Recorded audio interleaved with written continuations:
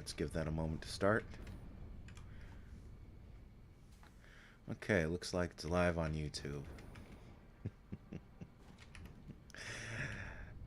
Hello once again, everybody. How are you doing? Good to be with you on this bonus day of my vacation. Um, I gotta say, as a manager, I am very unhappy that I got an extra day of vacation. A lot of people out there would probably think that being a salary guy, I wouldn't care too much for an extra day of vacation because I get paid either way. Um, I have never, ever forgotten my days as a wage worker. And since all of the employees under my care are wage workers, asking me, do I forget that other people are dependent on their hours in order to get their wages? Or even assuming, I find very offensive. So, um, but, you know, lemons into lemonade, I guess. So, I guess I have to accept it. I mean, there's really nothing I can do about it. I would love to, if it were possible. Unfortunately, there's nothing I can do to change things. It is what it is.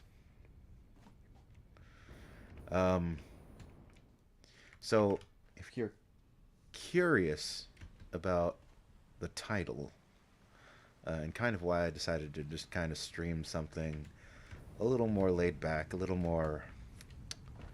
I didn't have to focus as much on what I was doing, so I decided to boot up one of these, one of my satisfactory saves that I've been doing offline single player and just fucking around in.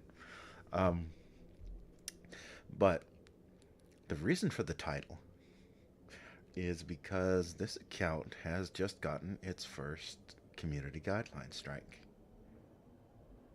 Now that's fascinating, um, because I got rid of a lot of the channel's previous content, which may have been of a sort of political bent.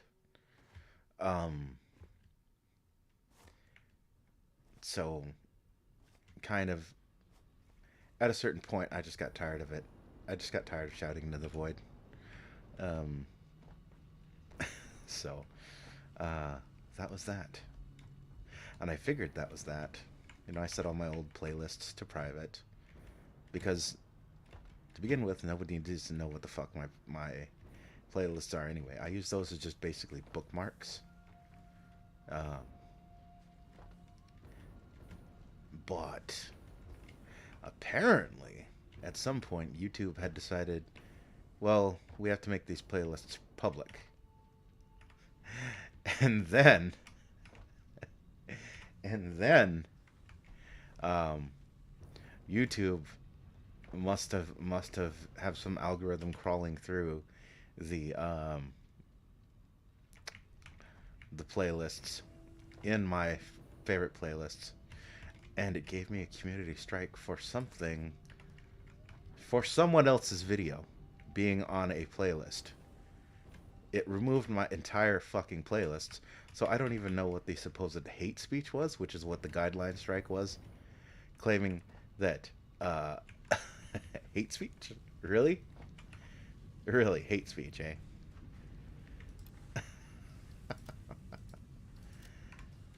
So yes, YouTube. You can get in trouble.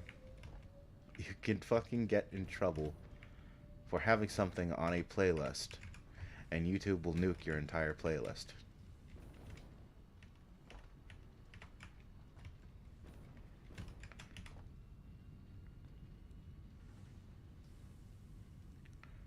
Um, yeah, that's a thing. I'm not especially fucking broken up about losing the playlist. I hadn't gone through my playlists in quite a while. Um, Again, it was something from a long time ago when I had a lot more time on my hands to go back and review stuff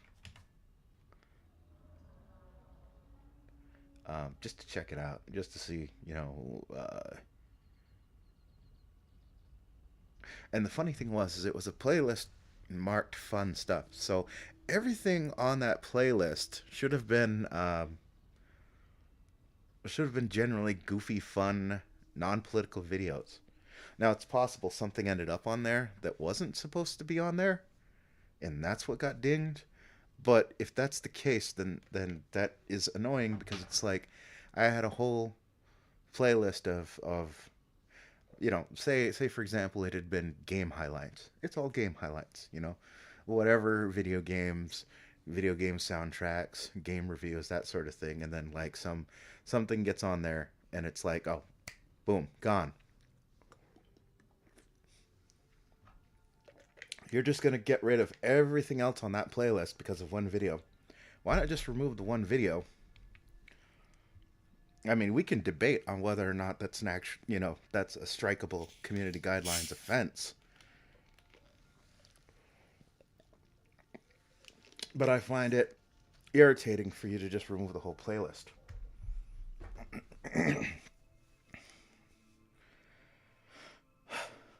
So, yeah.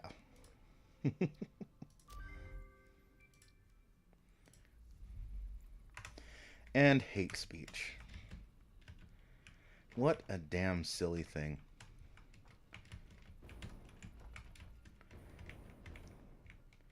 See, this isn't going to win me a lot of points with a lot of different people.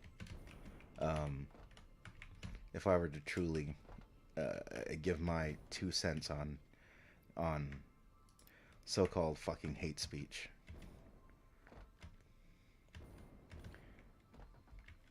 Because it's just constant fucking goalpost moving with the crowd that's big into that sort of stuff.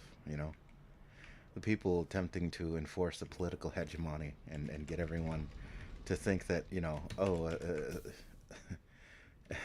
a certain type. It's like, it's, it's the goalpost moving that really upsets me, all right? So, so I mean, let's consider.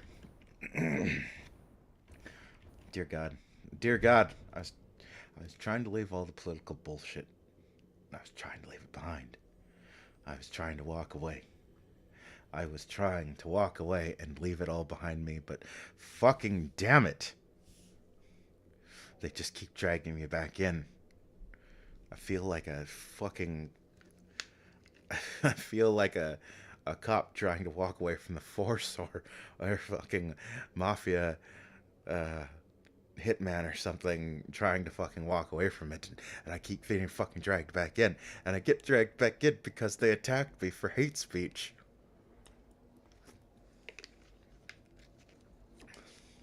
Which I find particularly great. I figured I was eventually going to get copyright struck so much that I got in trouble for it. Not so, apparently.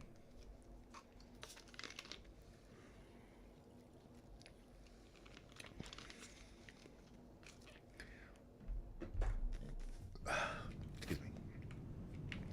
I mean, not so until the point where I get popular enough that, somebody falsely MCAs me. Even though I don't use anybody else's footage. Except for the one video of the friend that I have. Um, but that was actually transformative because I literally added music and stuff to it and made a whole production of it. And his video was just the link of him firing himself out of the cannon in this game, this very game actually. Um, nice.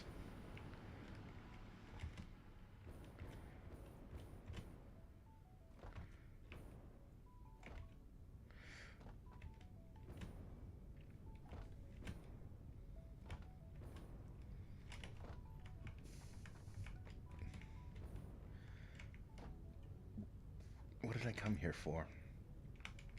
All right, liquid biofuel.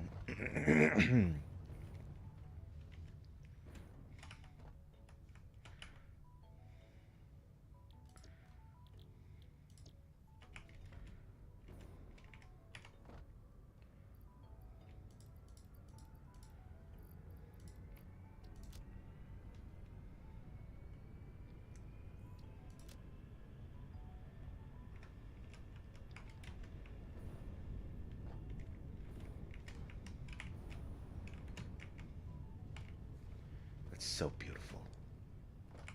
Look at the machine hum to life.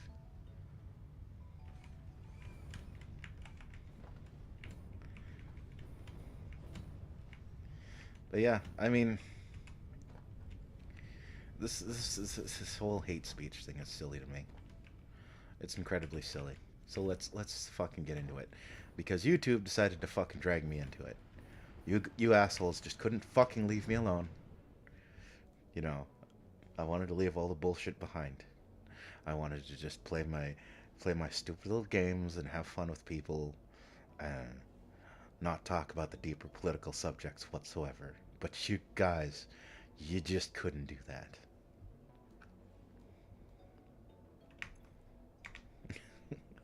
Joking aside, this whole hate speech thing is silly.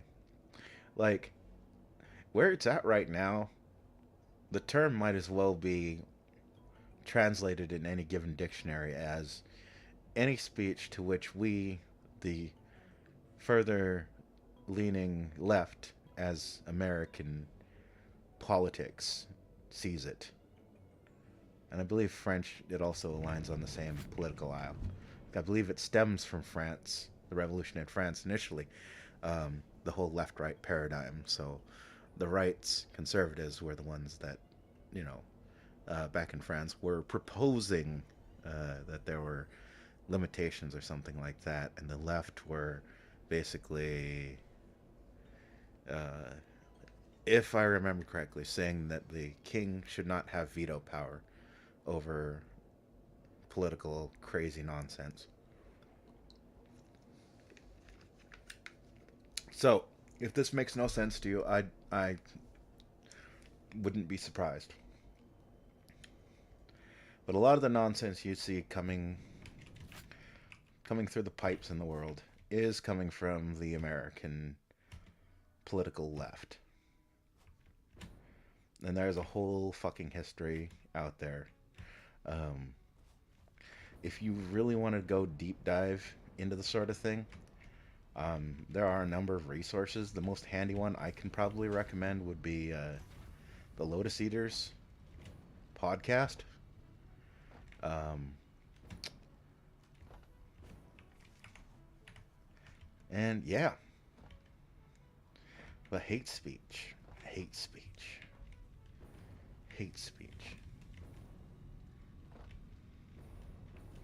I mean, honestly,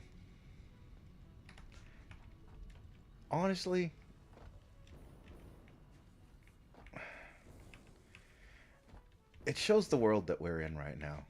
Um, to where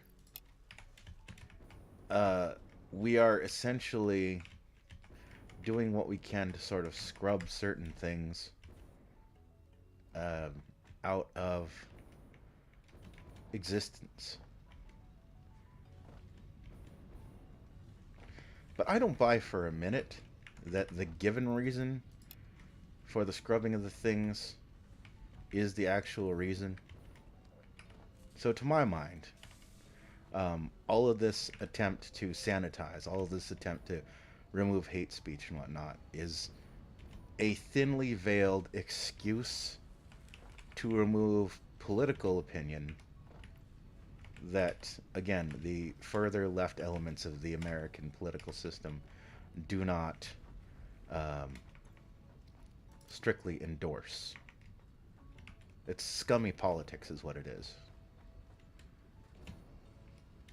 Now, if it was something like incitement to violence, I could understand removing it. You know, someone saying, hey, let's go to X place at X time and do some bad things, right? I could get that. I could understand that 100%. 100%.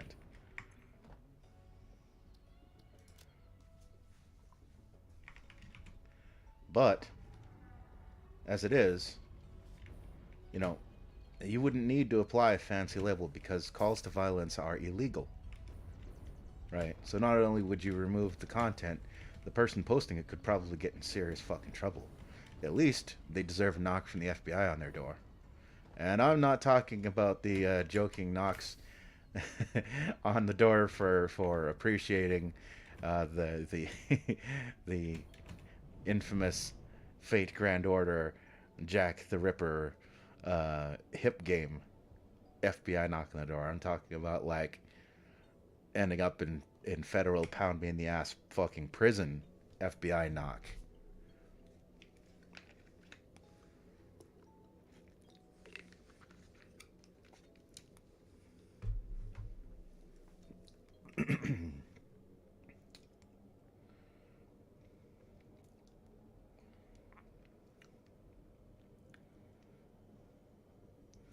But yeah, so if it was something like an actual call to violence, right? That I could understand. But that isn't the sort of thing that I would be putting on a playlist. I can guarantee you that, like, I, you know, I've been a gamer for some years. I'm sorry if that disappoints somebody to find out that yours truly is a gamer. But uh, I don't. Uh,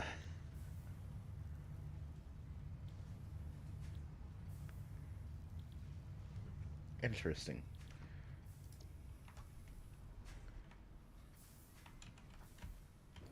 Okay then. Um,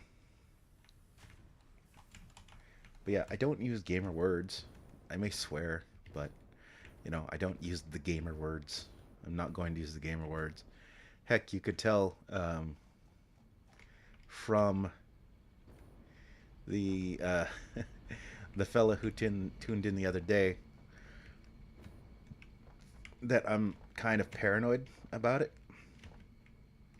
even accidentally saying it. So, uh, but yeah, so something like a call to violence, I could understand, right? Totally understand. Um, but again, that's not what's being done here. That is not what's being done here at all. Because that is illegal. There are laws against that, right? But what we see a lot of times with this bullshit term hate speech is that it's again it's this political side's attempt to remove stuff that is not and they cannot make illegal.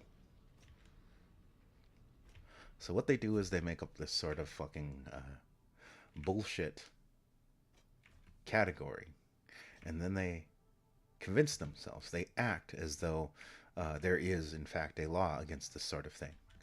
And we've seen numerous laws attempt to be pushed. Now, if you're outside of the United States, um, you may not be familiar about the more specific things that we have going on politically. Uh, well, so one of the things that you may have heard is the First Amendment. You may not know what that is. Essentially, it is um, a restriction. All amendments operate as restrictions on the government, things that the government cannot do. These are not licenses granted to the people by the government, but these are restrictions placed upon the government by the people who are consenting to be governed under these laws. That's what we're looking at.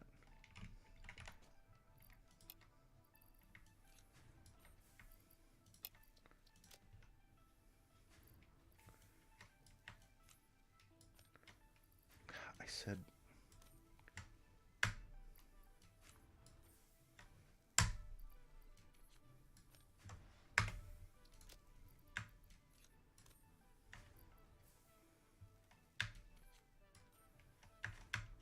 why are you not?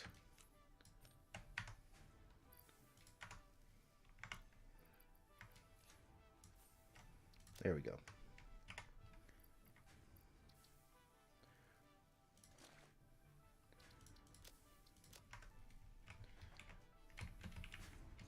I'm rambling. See, this is why I chose something that's a little less more intense so that I could just autopilot game while trying to formulate my thoughts. So obviously, anything that is against the law is covered in the way that a lot of these corporations behave. But the hate speech thing has been a recent angle that they've been operating under. as a means to sort of create a pseudo law and a pseudo enforcement for it. Not to say that their political counterparts have not been trying to actually enforce laws, and we have seen stuff in countries that don't have it guaranteed by the First Amendment in the United States. Now, the First Amendment in the United States basically guarantees freedom of speech, freedom of religion, etc., etc. Like, um, all of the amendments have deeper connotations and multiple things going on typically. But for the layperson outside of the United States who's not interested in the deeper political implications of the country, um, what a lot of people tend to know the First Amendment for is freedom of speech, which is to say that, all speech which is not illegal, which again is not speech that is violating the law, incitement to violence, that sort of thing, um, is not to be restricted by the government. Now I can comment on a bunch of political hot button issues right now, and I will not go to jail. I will not go to jail because they are not illegal. Even if people don't like them, even if people think it should be illegal for me to say these things, I can say them. And that is because these rights are guaranteed and enumerated, again, in the Constitution of the United States of America. So, what to do if you cannot make the speech illegal? Well, we just basically do this. We make up these categories, we put bullshit in the community guidelines, and then we act as though, in fact, laws have been passed against these sorts of things.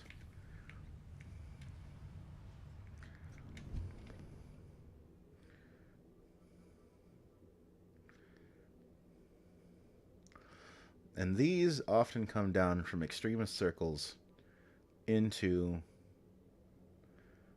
more moderate left leaning circles. People who don't understand what is going on, or perhaps they do, and they're complicit, and they pretend as though they don't.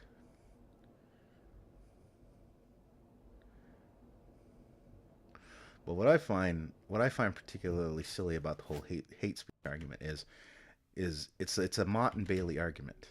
And if you're not familiar with Mott and Bailey, essentially what a Mott and Bailey argument is it's when somebody has they hold two positions, right? Um, and one of them is an untenable, typically extreme position. The other is a more moderate position that they use to sort of hide behind. So, for example, if someone were to say something like, "Well, I think anyone who's ever voted um, Republican or hasn't voted Democrat in the United States, you know, we should put them in jail," or something like that, right? Crazy position. Crazy fucking position. Absolutely insane. And so when someone says, "You what, mate? You what, mate? You want to just put billions and millions of people in jail because they don't agree with your politics?" Then you retreat to the Mott. So the Bailey is the. So if you're unfamiliar with what a Mott and Bailey is physically, imagine it as a castle keep and farmlands. So you got the open farmlands where you get all your farm, you get all your food. Um, that's where everything you want is. The Bailey, no, the Bailey is the fields. I think the Mott, I believe, is the castle keep. So if you're familiar with siege warfare, a castle keep, you can retreat there and you'll be safe, but you don't want to live there because it's fucking drab, it's claustrophobic, you're going to be quite miserable there. So you don't want to have to stay in that. Um, you don't want to have to stay in that Bailey a second or that Mott a second longer than you have to. So once the threat is gone, you go back out to the Bailey.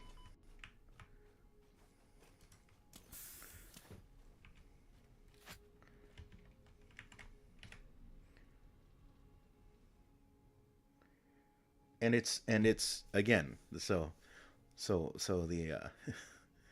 the Bailey is the crazy place where they want to live, but it's undefensible. The Mott is a more defensible thing that they use to hide behind.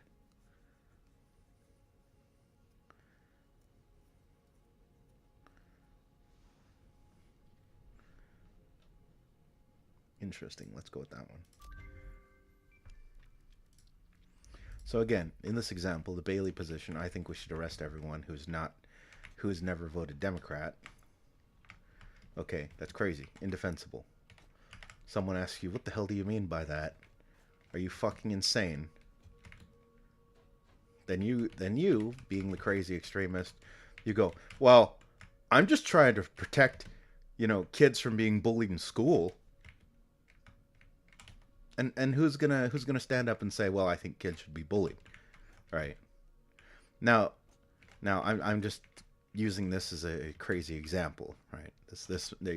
There may be better examples out there, but it's very much in that vein where people will say a crazy thing and then it's like, you what? And then they retreat to the, well, I'm just talking about this thing. Oh, you weren't. No, you weren't. But to chase them into that, they're just going to continue to fucking distract and post trash, and act like the offended the offended party. Why do you keep saying I'm extreme? Oh, so you're saying you want kids to get bullied in school? Is that it? That's what you want? You're saying because that's obviously why you disagree with me. That's obviously why. Because you want kids to get bullied to death in school. Is that it? That's what you want? And you throw up your arms and you walk away. Okay, fuck up. Fuck it. Whatever. You fucking crazy. I'm not dealing with this shit. I know what you said. Oh, I never said that. I know what you said. Bro, I was sitting right here. This guy over here was sitting right here. We heard what you said.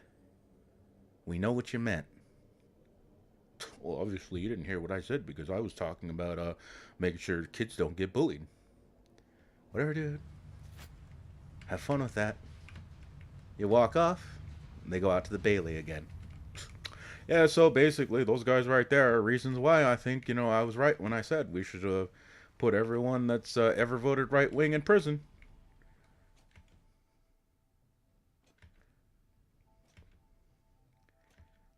Right? And it's kind of the same thing with hate speech.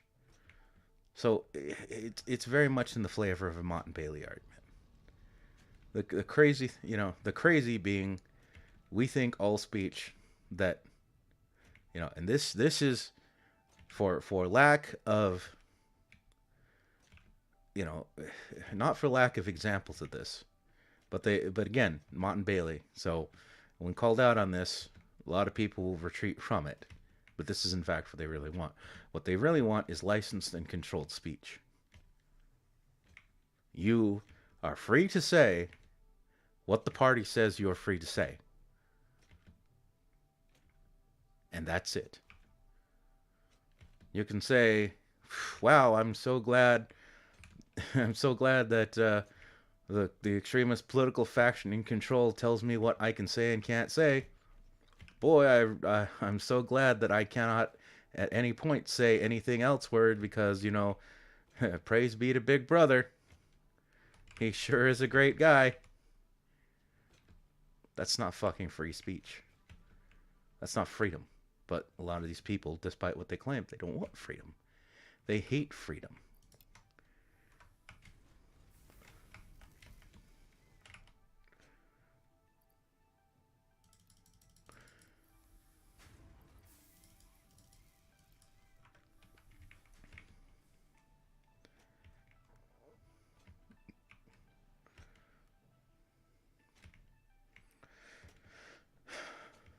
So,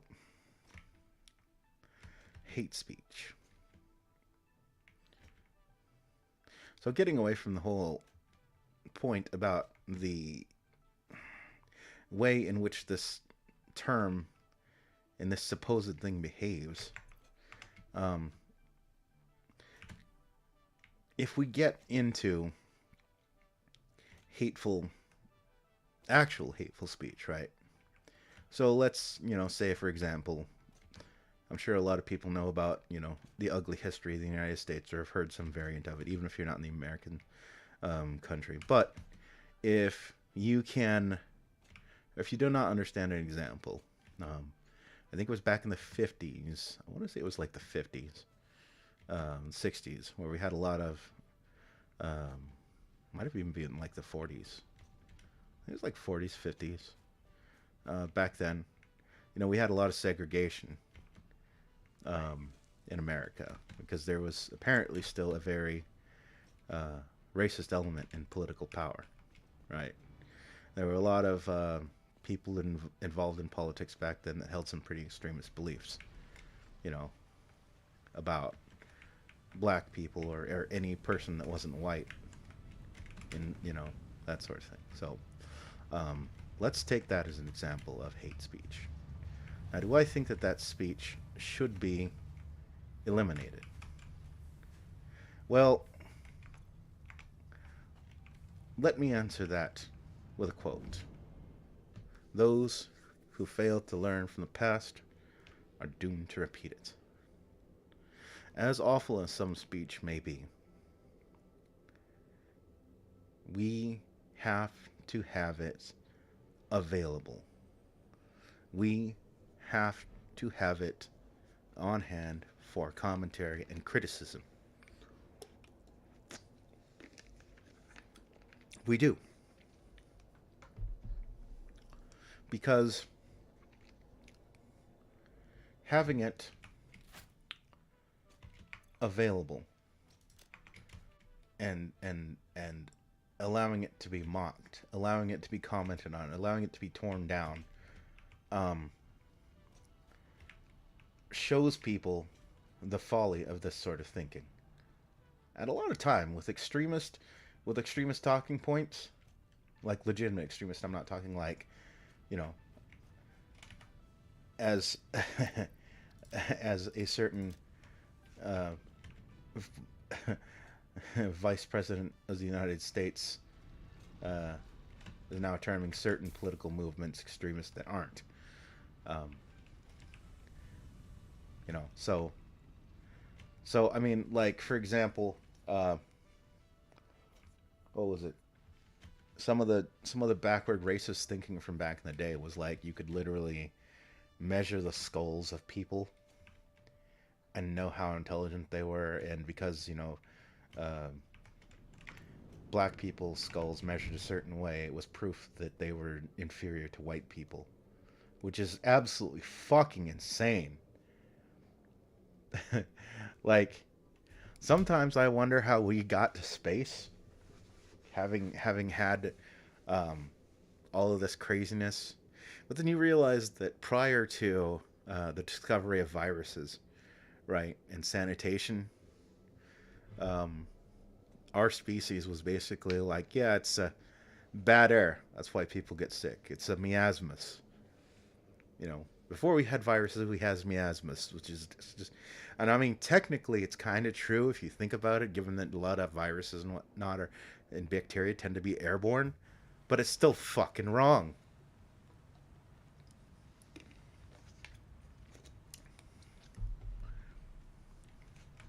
Now, what I want, and clearly, I do not agree with that. You hear me making fun of,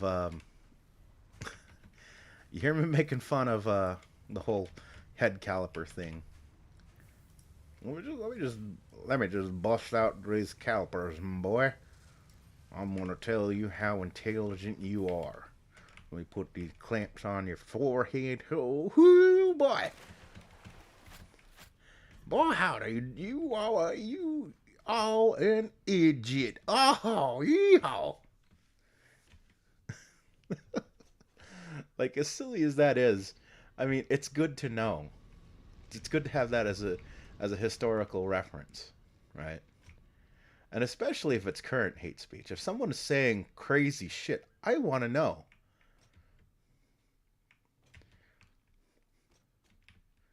You know,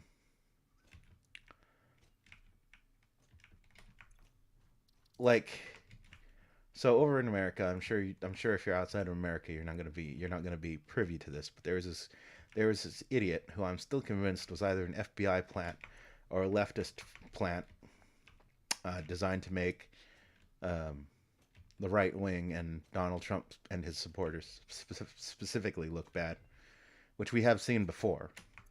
We have seen over and over it employed as a tactic, sometimes successfully, sometimes not. Um, but there's this one rant where he's something has happened and he's clearly very upset. And he doesn't sound intoxicated or anything, but he's going off about like Jewish people and all sorts of people. Like just the most awful, racist screed. And, you know, that sort of speech I disavow entirely. I'm not a hateful person. I want everyone to get along. That being said, you know, I think that should be entered as a permanent fucking fixture of history. That shouldn't be scrubbed. That should be put out far and wide so that everyone can know exactly what and who Richard Spencer is. And that there be no doubt. Let the record reflect what his beliefs are. Because many a person speaks truth in frustration. Now, some might not. You know, I don't think PewDiePie using the gamer word is proof that he's a racist. No, I don't think so. I think he's an edgy boy, and he's probably of that age where, you know, um, as gamers, you know, blowing off steam on Xbox, you and your friends talk really fucked up. Not to say that sort of speech is to be encouraged, but you know, I kind of see it that way. I don't see it as indication that he has racist tendencies. Certainly not that he's hiding, although I could be wrong. But again, same thing. I think that should be a permanent mark on history for him. Let the record reflect that at one point PewDiePie used the gamer word and just walked the fuck away from it, right? Any speech which is not illegal should remain part of the record forever. Forever. If Richard Spencer tries to reinvent himself 2 or 3 years from now as this dapper, dashing, you know, totally not racist guy, I want that part of the record forever.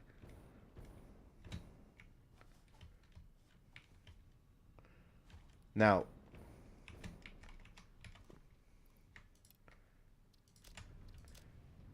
the thing is, the thing is, um,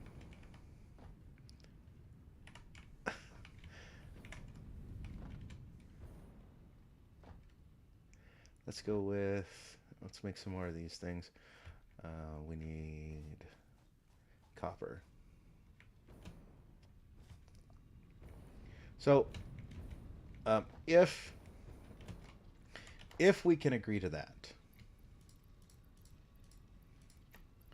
if we can agree to that, then I think we can agree that no speech, again, outside of illegal speech, and that being speech, and again, I'm approaching this from an American perspective because I'm American. Um, Speech which is not prohibited by law of the land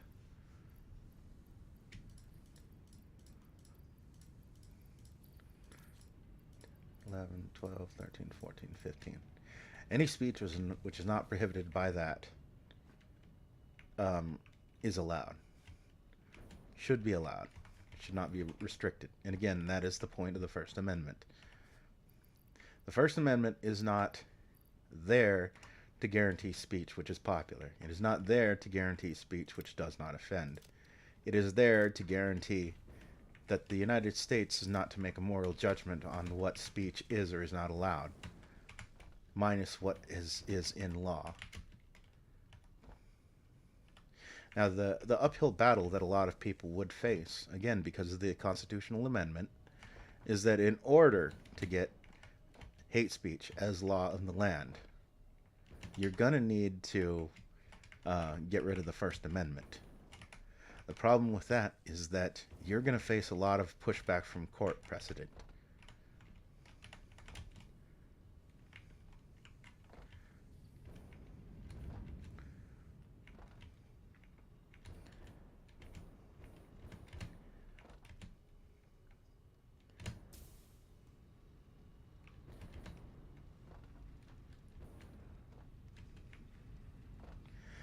So, yeah. Just silliness. Absolute fucking silliness.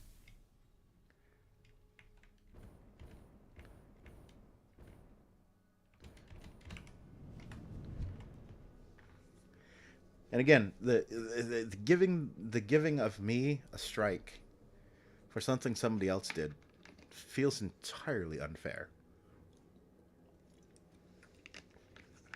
Maybe I was keeping it, making a record of something. Well, again, me, I'm a historian. Let's say I had a playlist and it had, again, Richard Spencer's racist screen, him there screaming about the Jews and everybody else and how, oh, they get ruled by the white people or whatever kind of fucked up shit he was saying, right? And I've got that there on a playlist. Maybe I had it. Maybe I have something like that on funny stuff. Because I think it's absolutely hilarious to hear this fucking grown-ass man screaming around like, he thinks he's back in fucking 1930s Germany. He thinks he's about to escort some people to the fucking showers. And he sounds like man-child Adolf Hitler. Maybe I think that's absolutely fucking hilarious.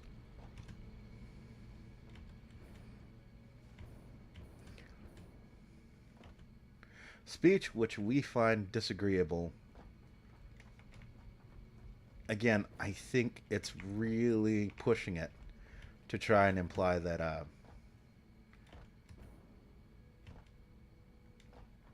that it should be outlawed. Really fucking pushing it.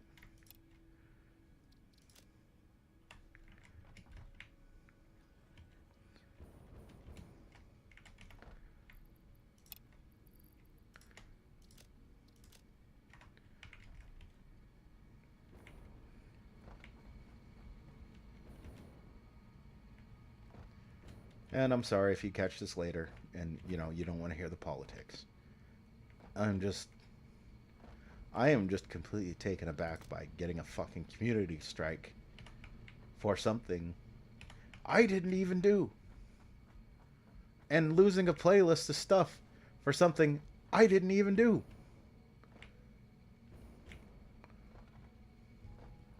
If it's really that bad, presumably YouTube would have deleted the video.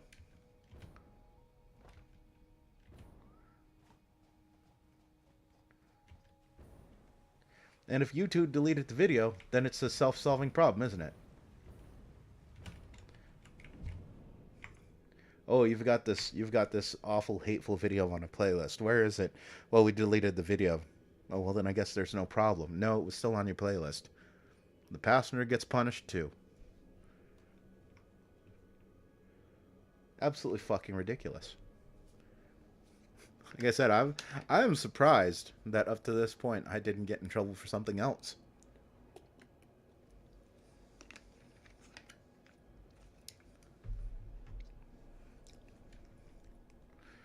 But the term hate speech, what a bunch of bullshit.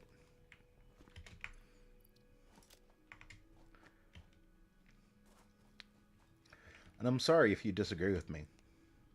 I'm sorry that we don't see eye to eye on this point. We unfortunately will most likely never see eye to eye on this point, and I wish you well. I do not hate you. I do not have any ill will towards you.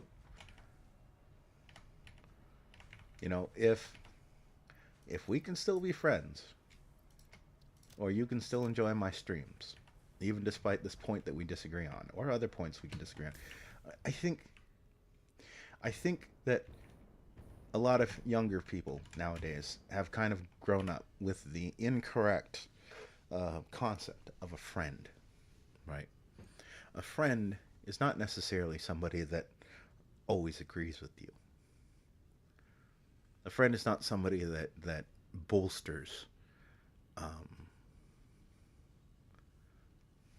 oh, interesting. Hmm. We'll go with that.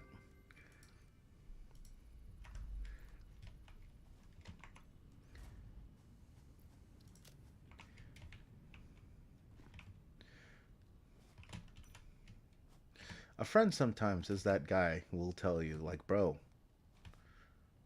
you know, you're at the bar, and he tells you, bro, you're going a little fast.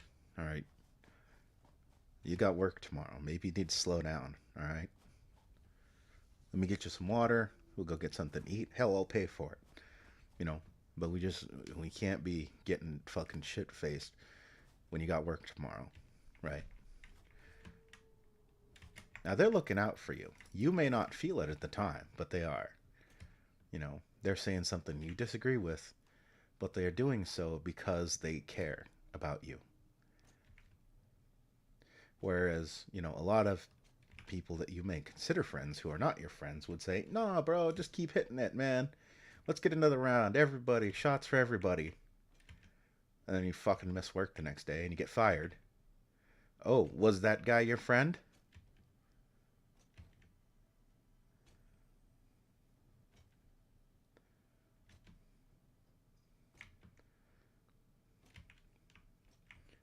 No, that guy clearly wasn't your friend, even though he acted like he was your friend.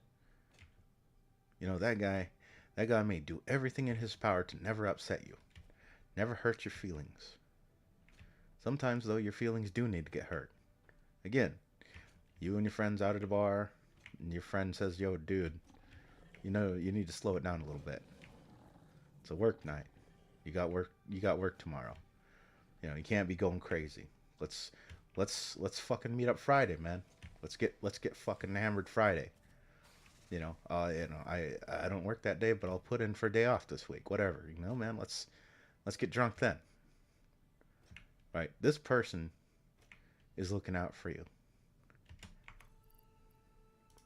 And that's where I see, when I disagree with somebody, that's where I see my disagreements. Right? It's like,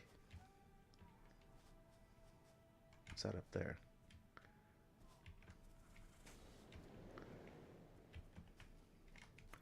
Somebody's shooting at me.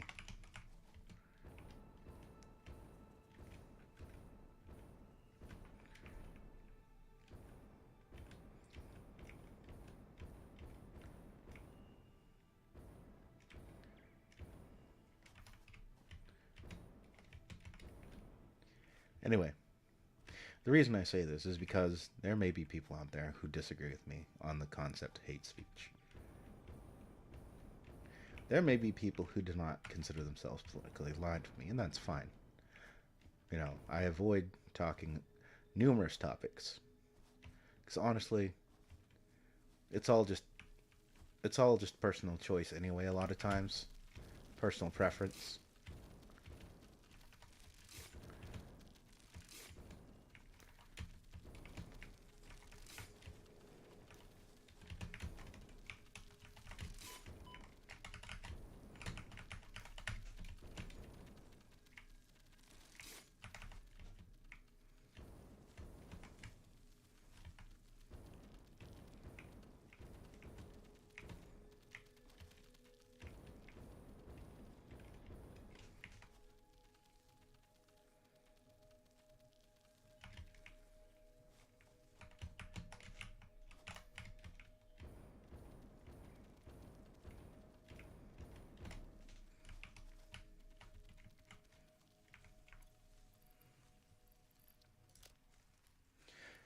But ultimately, what it all comes down to is that it is absolutely fucking ridiculous to get a strike on a playlist, get a strike for a playlist, get a strike for something I had on a playlist. And I mean, that's even before we get into the whole sort of ticky tacky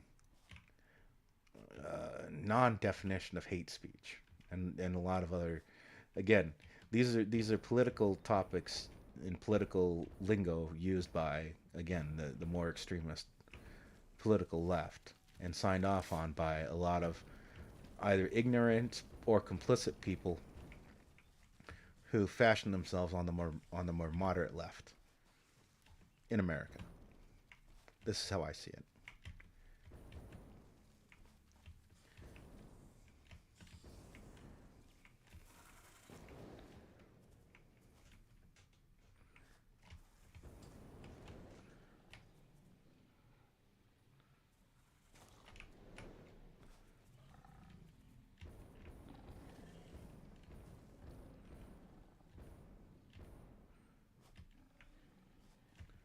All right, it's this way.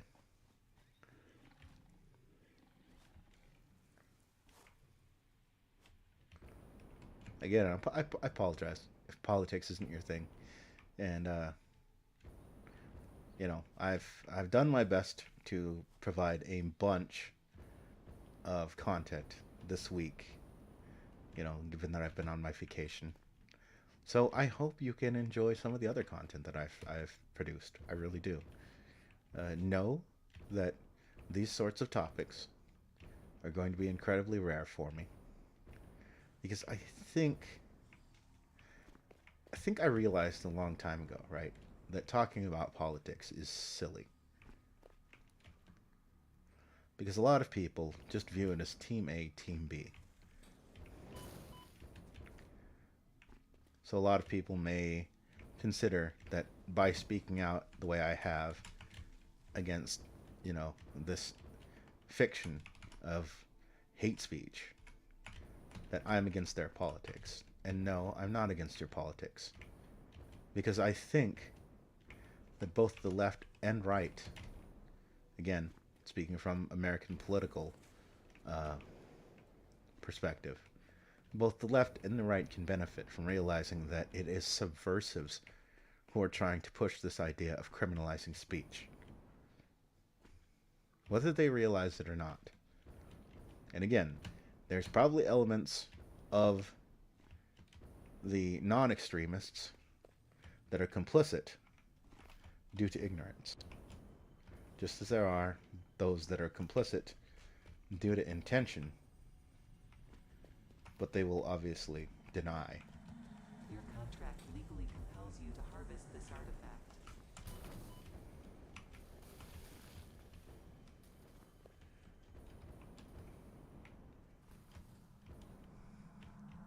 Comply. No, no, get out of my head. Get out of my head.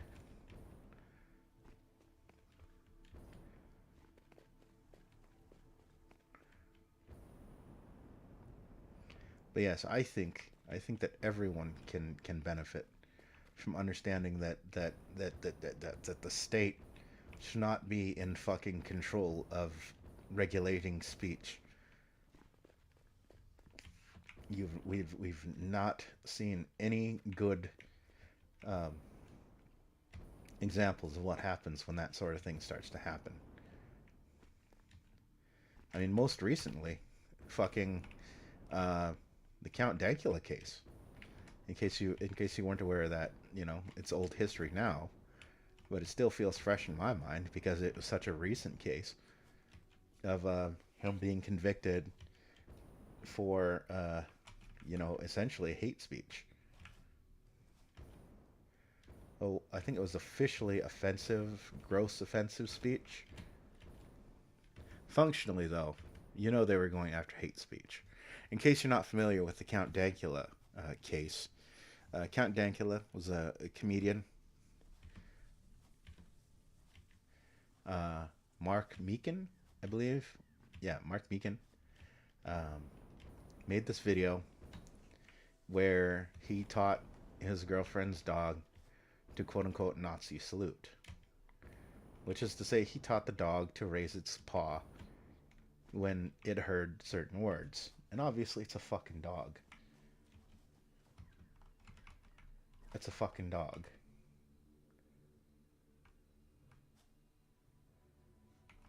So it doesn't know. And obviously, because he was doing it as a joke, as a laugh. He was not doing it to sort of make a statement, a political statement, about races or ethnicities or, religious peoples or anything like that. Clearly a joke. Like if you watch that video and you think he's making a fucking serious point, you have brain damage. You have serious fucking problems. Either you don't get what jokes are, you are misrepresenting the situation, or you have brain damage. I think those are the only three possibilities I could go with, and those are the most charitable I could be.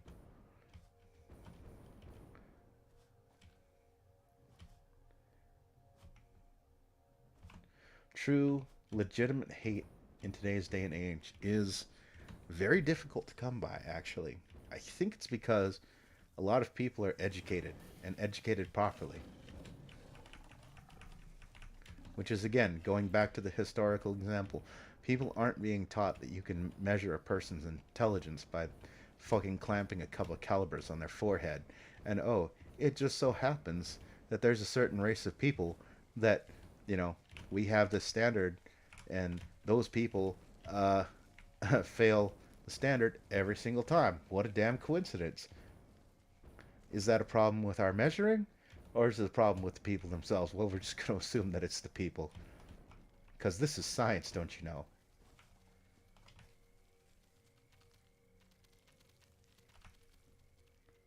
Excuse me. Trying to do something here. Excuse me, you fuck. I'm trying to do something here. What's up, bro?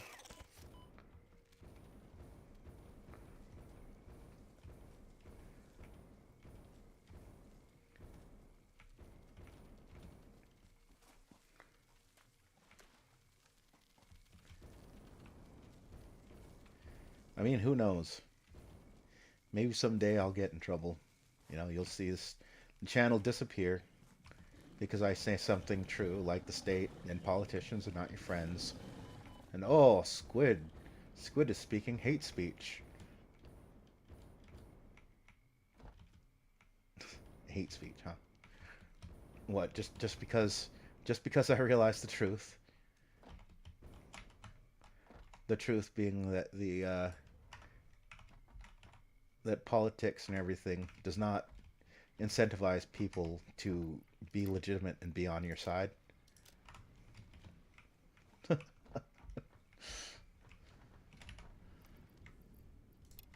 No, if anything, I'm more on your side, speaking the truth like that. Because the person who tells you otherwise is setting you up for failure, and probably does not give a single fuck what it ends up to you. They have their own interests at heart.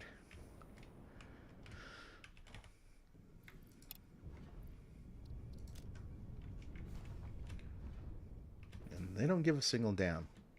They do not give a single flying fuck what happens to you. Because they're going to get theirs. And they could give a shit less what happens to you. Me? I'd rather you walk into a situation aware of the dangers and protect yourself.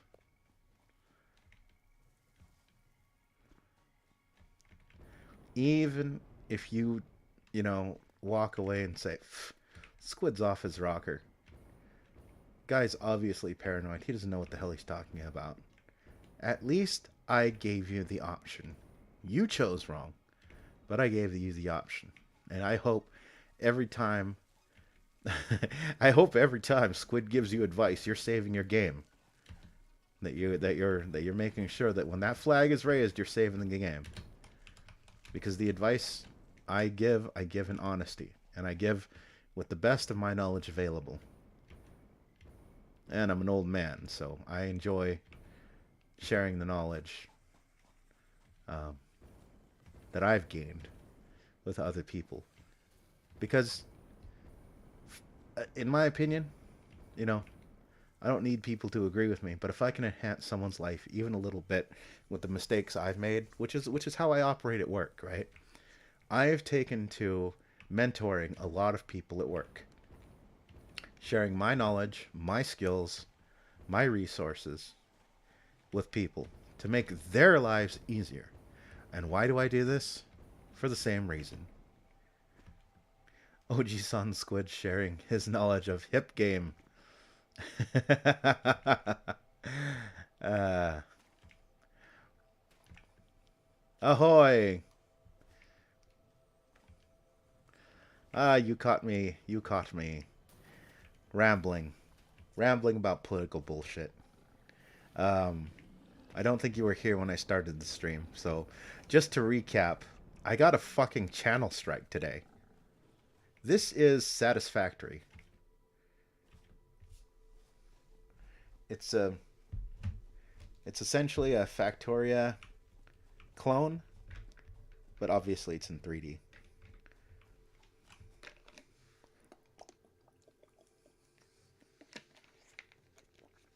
But yeah, I got a fucking channel strike. Not a full-on channel strike. I got a channel warning. And they deleted a fucking playlist. And it was my non-political playlist. It was my fun stuff playlist. And my fun stuff was just a bunch of dumb, goofy, funny videos I liked.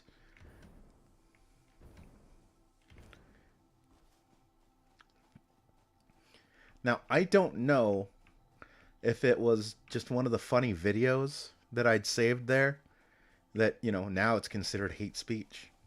I don't know if it's fucking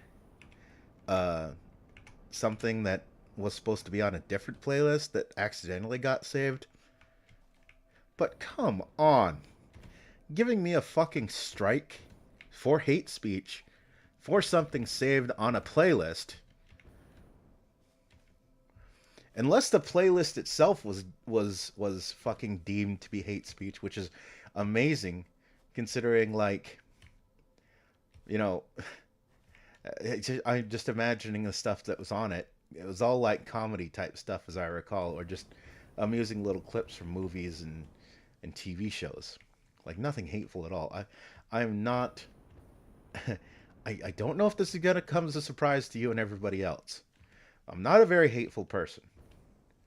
I don't have problems with people based on race, ethnicity, gender, hell, even politics. If you disagree with my politics, well, that's just your opinion, man. My politics is just my opinion, man. I'm not going to go Tom Cruise and try and push my politics on you because the Church of Scientology says so. We could be friends and we can not agree with each other's fucking politics. Well, I can't speak for the other person in this equation. Somebody else may not be able to do that. I can totally do that. There's a YouTuber who I still follow. He's from England. Although he doesn't have the really thick English accent, the stereotypical English accent, but he does still have the very English sort of tone to his mannerisms, and I wish I knew where the accent was from, because England is kind of like America, where it's got a bunch of different accents. Like everybody knows about the Texan accent in America, and like they know about the New York accent. Hey, forget about it. I'm fucking walking here. But like maybe not a lot of people know about the like the Cajun accent, the Creole, sort of gambit sort of language, or so on and so forth. Maybe it was one of the message I talk on stream. No, so So none of my videos are saved to that playlist. That's the thing. All of the things on that playlist. I'm walking here. Hey, hey, fuck you. I'm walking here. You wash your mouth. uh, no, and that's the thing. It because it was on a playlist. It was not something I had done or was involved in. Not at all. This was something somebody else had to have done. And so, as I was kind of here myself, sort of meandering, because that's what this really is. It's just me kind of meditating on the whole silliness. Ha ha! See you, sucker. Ooh, that's got hurt.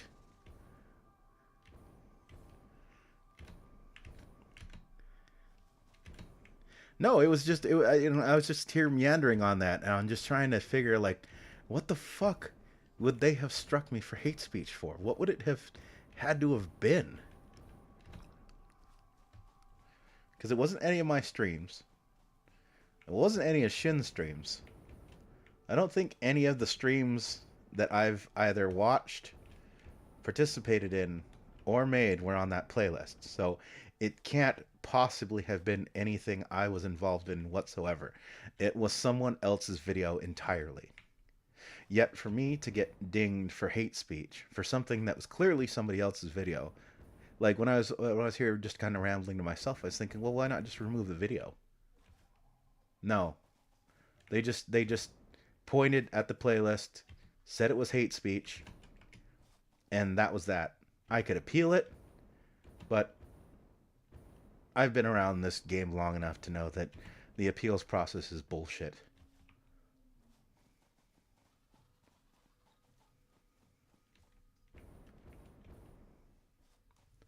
The appeals process is a fucking waste of time. It could just be copyright bot doing their thing as usual. It could be. It could be. I don't know. I really don't fucking know. But what was confusing to me is that I was pretty damn sure all of the playlists I had were set to private. Because all I really use the playlists for are bookmarks. That's all it is. It's just my own personal little bookmark directory. So, you know, fun stuff is funny videos. Um, I have a Second Amendment playlist, which is for Second Amendment related commentary and all that stuff, etc., etc. Like, I have multiple playlists that I just use to bookmark interesting videos. And so, if they had a problem, then the problem they had was with whoever made whatever video it was that got flagged. Because it's not like, the playlist title said something like, insert dumb racist screed here. It didn't say anything like that at all. I believe it said, life is too short to be mad all the time. These are just funny videos that I found across the internet. Something like that. So the description of the playlist itself does not claim that it's, hate speech. It's not like exposing the inferiority of XYZ race and the superiority of XYZ race. Like, I am at a complete loss as to what the bot, or if somebody manually did that, what they even found to be hate speech.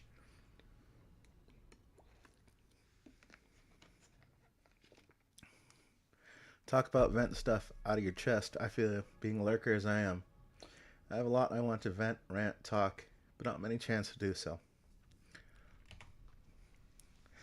I know, and before you got here, I was kind of musing over that myself. It's like, I kind of had that time in my life, and I kind of grew past it. I realized that a lot of that stuff just makes me mad, and it doesn't really help me or anybody else. So I'm like, don't worry, be happy. If there's something you really find disturbing in your world, get active. That I would entirely advise to everybody. If there's something in the world that you don't agree with, work to change it. It's not going to be easy, but it will do you far better to have some small success in the real world than to have zero success online just arguing with idiots on Twitter or posting owns on YouTube, that sort of thing. Like, it may feel good, but ultimately it's just masturbation.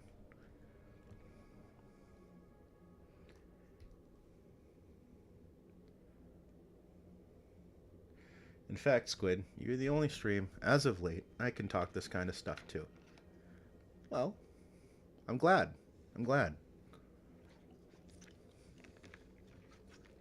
I don't like the description says. You can talk about anything you want here. I'm not a professional. You know, I just all I ask is that you don't do things that are going to get me in trouble. So choose your words carefully. And just generally don't come here with the intention of fucking up the vibe of the stream. As long as you're doing that, you can talk about just about anything you want. But I mean, so I think in the description it says who knows what that is with YouTube these days. In the description where it says where it says anything that isn't going to get me in trouble with YouTube, who knows what that is this day. And that is the fucking truth. That this incident is proof positive of what I foretold this. It is as I have foreseen it, Darth Vader. Now arise, Anakin Skywalker. Take your lightsaber. Strike down the YouTube algorithm and take your place at my side. The okay sign. Oh man.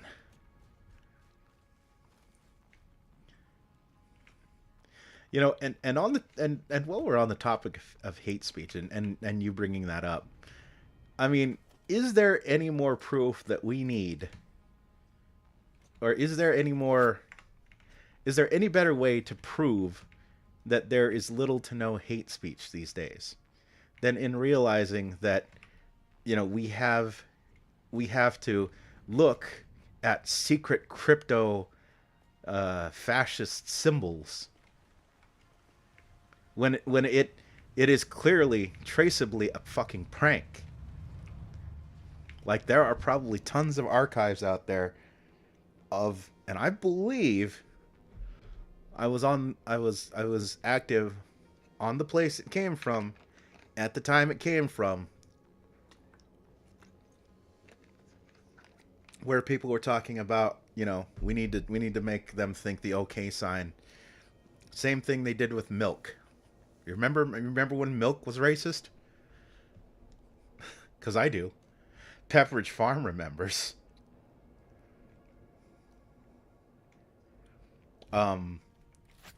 Remember when Pepe the Frog was a symbol of evil? Remember when and it's like, it's so crazy to think about this sort of thing. But this is what happens when you terminally online. These are the people who need to fucking uninstall Twitter. They need to uninstall TikTok, but they can't. They absolutely cannot. And I think that this is sort of one of the reasons why I walked away from a lot of political stuff online. Is simply because, it's not, at the end of the day, doing a lot of people a lot of good. It's not helping anybody. And I would rather try and help people than not. If I can offer you some advice, something that'll help you, I'd love to do that. But if I'm just going to sit here and collect views and collect super chats by being like, her political opponent dumb, her my political side smart, I'm fucking wasting my time and my life, and I'm wasting yours. I'll just do fun gaming streams instead, if I'm not trying to provide solutions. Oh, the world sucks. Yeah, it does. Get a fucking helmet. But yeah, that's why I said there, if you have disagreements with the world, and you feel compelled to action. Work to make change in your world. Don't waste time online. This is just masturbation for a lot of people. It may feel good to own the libs or own the conservatives, whatever your personal politics are, but you're just wasting your time in life, and all you're really doing is giving attention to people who are using this as a means to get money. That's what a lot of this shit is.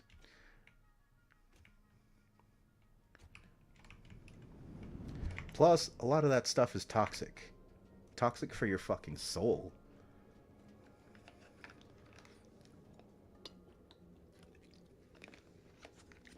Honestly, if I think there's any bit of advice I could give to people these days, it's fucking unplug. Unfucking plug. Do yourself a favor, leave your phone at home for an hour a day and go outside. I'm not saying go outside and touch grass, her, shut in, because some of us actually do get around and we do have lives. Like, I spend 12 hours every given workday outside of this house at work, managing the lives of people and ensuring that the operation runs successfully. That's not what I'm saying. I'm saying unplug and get away from the bullshit.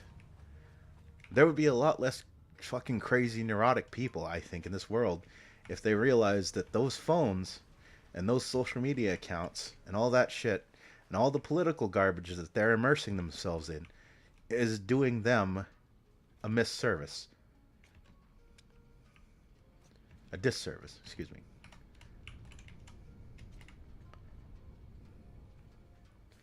Politics has become a trend thanks to the internet, unlike back in the day where most people didn't really care about it.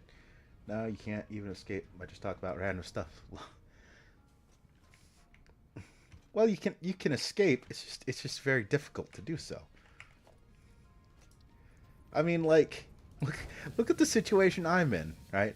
I try and walk away from talking about any sort of political bullshit on this account. And I could have not talked about this situation. I could have done that. I could have. But I feel like I needed to get the part about how silly getting struck for hate speech on something that wasn't even my video, how silly that actually is. Because it is fucking ridiculous. And you may be right. You may be right, right? In that, when you say, it could have just been the spam bot doing its thing, right? It's just crawling through stuff, and it's like, oh, this looks suspiciously like hate speech. It looks suspiciously like hate speech. Beep, beep, meep, meep. Delete account. Give squid strike on channel. Meep, meep. That could have been it. Again, in which case, like, the game as it's set up is completely inappropriate. Because I'm sorry, as mature as algorithms are nowadays, they are not intelligent. They will never be intelligent. We are generations away from being able to complete a working AI. It's not going to happen. Because we cannot program machines that can truly think. We can do the best we can to program a computer to understand, oh, this literal thing here is a chair, and this other thing is a chair, right? And this other thing is a chair. But what we're going to struggle with is, like, say you're out in the woods and there's a big rock, right? So it's a big rock. That is its property, big rock. But looking at it, depending on your needs at a given time, that big rock could be a table. That big rock could be a chair. That big rock could be a fucking bed. It could be a number of things.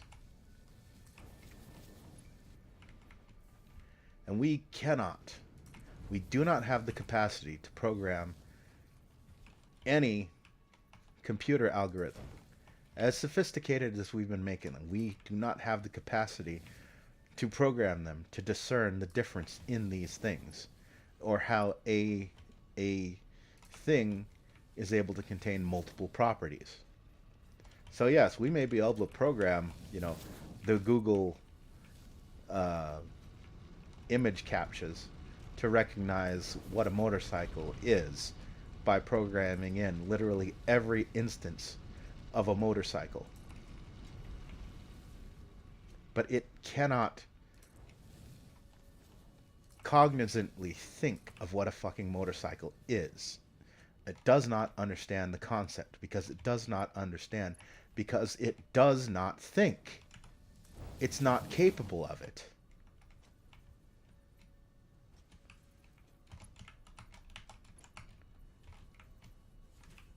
That's just a fact.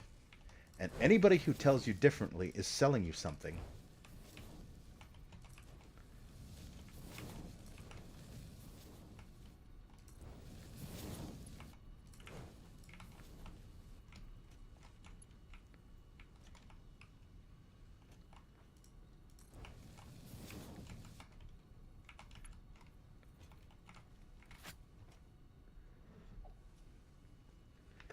Yeah, I think I might not put it accurate. No, I get what you were trying to say.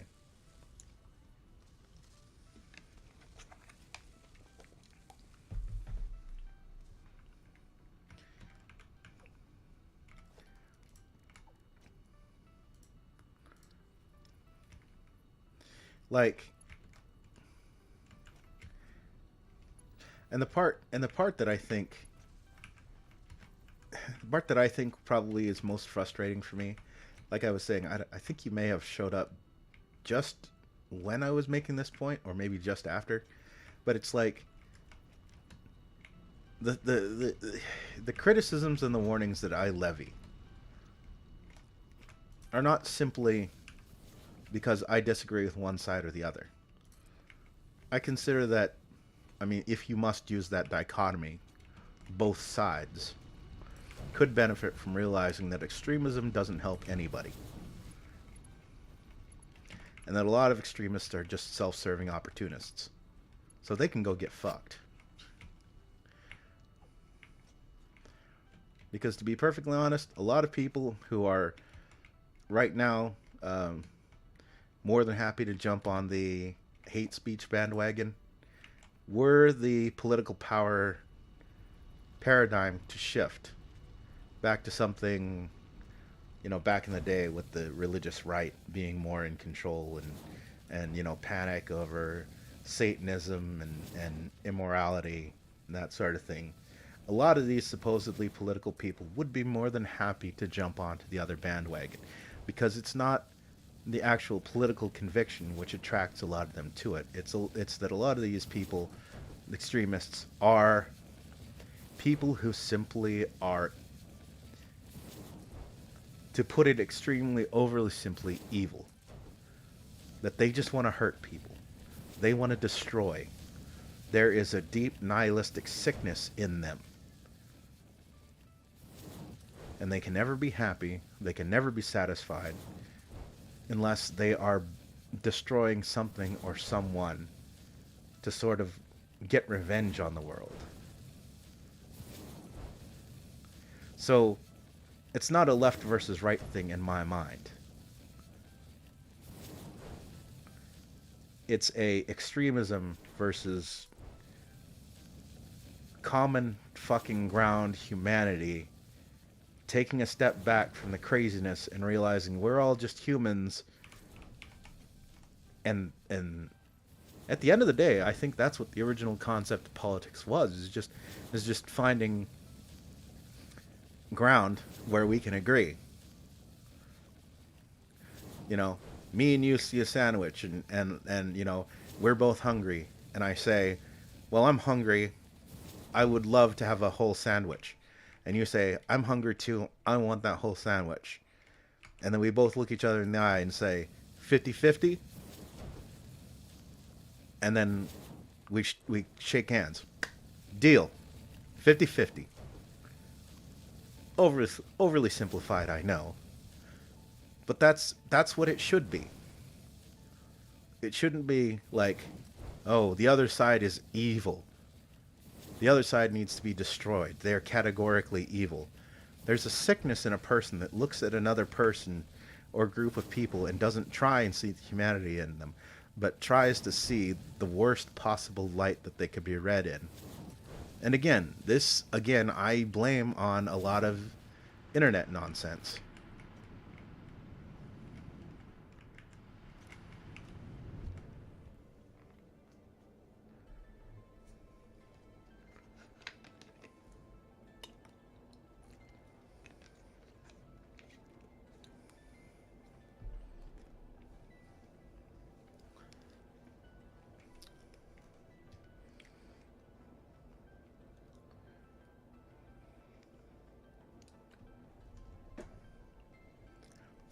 And you know, it's crazy, right? It's crazy. If you think about it, all that I'm saying here, someone out there, and if I get popular someday, somebody's eventually going to dig stuff like this up. I can guarantee it. I don't know. Imagine, 5, 10 years from now, I've done a series of games on something, and people are like, I've got thousands of people joining my channel, and I've got hundreds of people commenting on an even stream. Someone's eventually going to come up and be like, Squid's a political extremist. And I'll be like, why? And they're going to come back to stuff like this. And they're going to point out how it's evil what I'm doing. And I'll be like, why is it evil? I'm just saying we should see each other as human fucking beings. We should stop treating people like they're subhuman just because their politics doesn't align with ours. Except for extremists, because fuck extremists. On any given side, extremists aren't anyone's friend. They're not on your side no matter how much they claim to agree with your politics. They're opportunists. Like I said, again, a lot of extremists, they're mostly just infected with a nihilistic sickness of hatred of the world. They hate themselves. They hate their fellow man. They probably hate fucking life itself. And saying that, some jackass is eventually going to call him out like, I don't know why you say I hate I love my life. Yeah, you do. I believe you. When was the last time you talked to your dad and mom? Hmm? Hmm? Hmm? How's your relationship with your siblings? When was the last family reunion you went to? Do you truly have friends that you trust? Who have your back?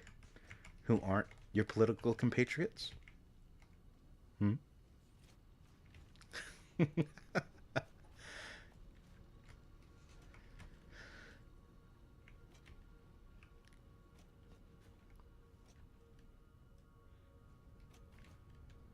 But yeah, I don't consider any of this extreme whatsoever.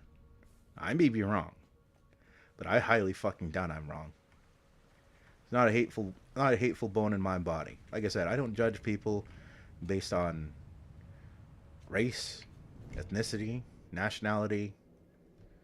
I think the worst in recent years, the closest I've come to being what may be considered offensive or racist or whatever is the jokes about the Brazil ending of Fate Go. But I mean, part of that's because I think that the fucking meme was funny, but then, Shin comes from Brazil, so I like making references to Shin too. I hope that nobody ever takes it to mean that I'm looking down my nose at Shin or anybody else. I love Shin. I have no problem with Brazil. Um, you know, it's not my place to judge unless I'm there. And that's probably the closest I've ever gotten. A joke. But who knows? Who knows with the way things are going? Maybe someday YouTube decides that jokes about Brazil ending are offensive. And whoop, there goes my channel. There goes everything. Someone's going to take it out of context and say, ah, see, Squid was making fun of Brazilian people. Well, no, it was a meme. And, you know, there are people that I like that happen to exist in Brazil. Otherwise, I have no opinion on Brazil whatsoever because I've never been there.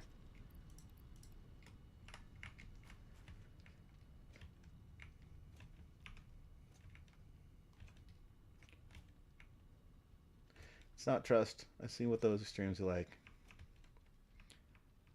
Yeah. Yeah, I'm not a fan of extremists. The problem that's the funny thing. Anything can be offensive and there will be more new things to be offensive about. It's going to be tools for politic and drama addicts. It's just going to be the same old circle again. Well, and the thing is, I think we've got too much going on that rewards sensitivity in people. So we end up with these competitions of who can be offended over the most things. And I feel that it's because doing that allows people to pretend that they are more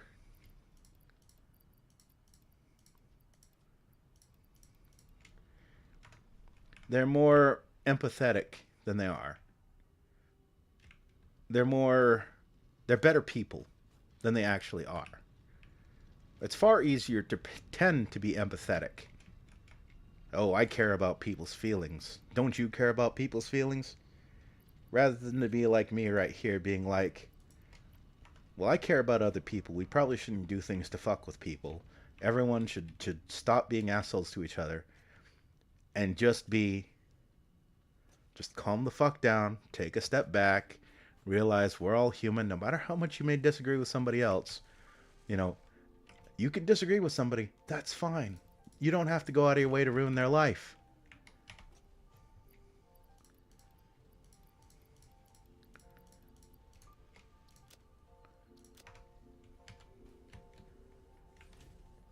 It's like one of those cards over people argument.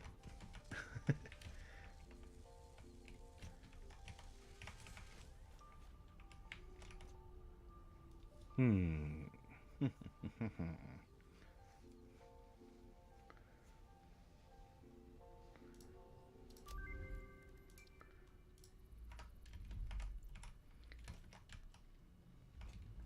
But yeah, the not to get too far off of that topic though, you bring up a good point about the anything can be offensive, and there'll be more new things to offense about. You know, and the problem is that we reward the sensitivity. We reward the strutting around about things that offend our sensitive persons. Oh my gosh, did that person just say the gamer word? Well, yeah. I mean, he did. And? Oh, he must be a racist. Yeah, possibly PewDiePie's racist. Or he may be just fucking having a heated moment and, you know, went fucking Tourette's. He went fucking full Tourette's because he was getting stressed. He was getting pressed. And his mouth moved faster than his fucking brain did. Same thing with drunk people. Like, there's that recent Paul Joseph Watson video where, like, uh,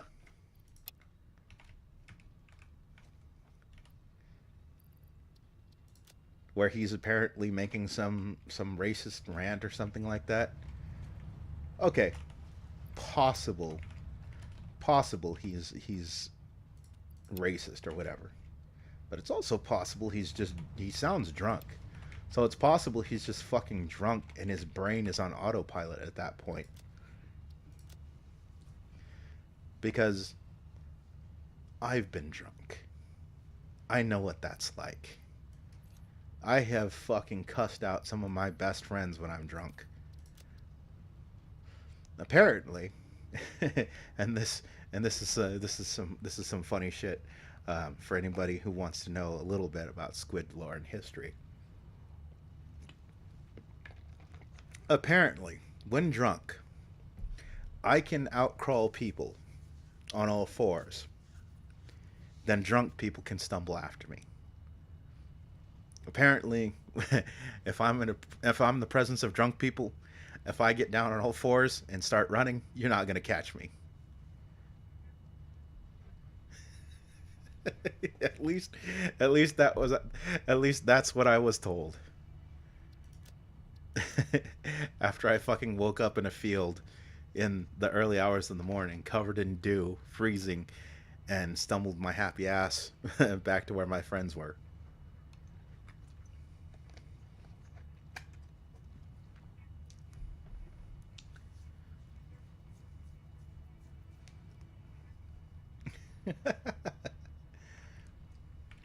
But yeah, drunkenness. It's not a proof of anything.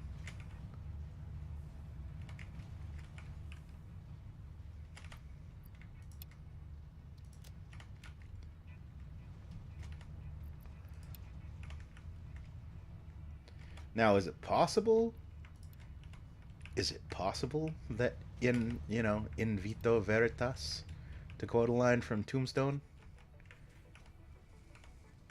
it is. It is entirely possible.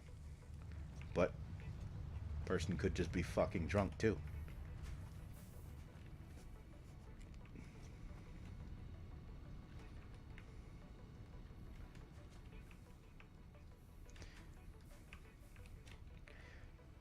Cause yeah, yeah. So, so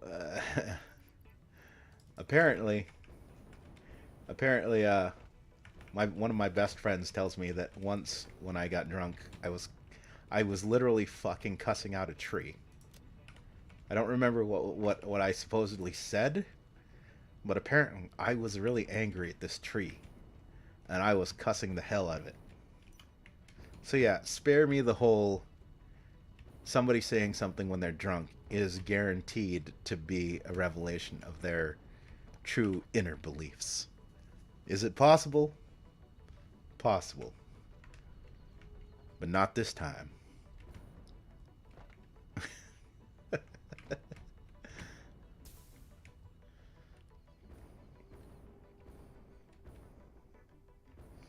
And I mean, if I may, one of the more frustrating things I find about the whole, the whole hate speech thing. No, I apparently was mad at this tree, very angry. I was fucking cussing this tree out.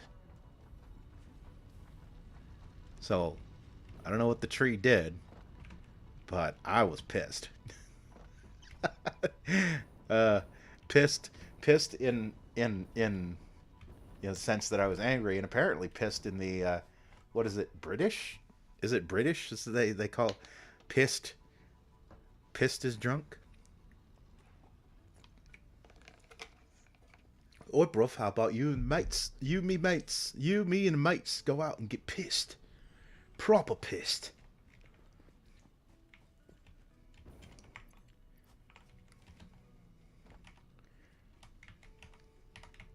There you go. There's the next drunk squid stream. Fucking squid cusses out a tree.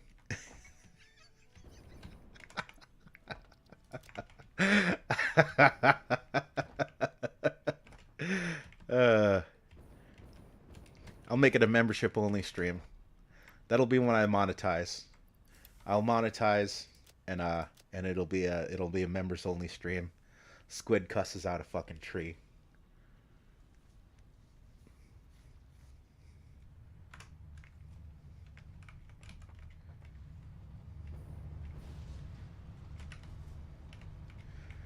But yeah, as far as hate goes, I mean, here's the thing, right? Hate hate's gonna exist. It's gonna always exist. It's an unfortunate part of our human existence. And the funny thing, the ironic thing to me, is that we are essentially told by a lot of people who have a vested political interest in this. Total coincidence, I'm sure, that we need to eliminate hate. But we can't. We can't eliminate hate because people are ignorant. Hate, hate, I think, comes from ignorance. Ignorance or an inability to forgive.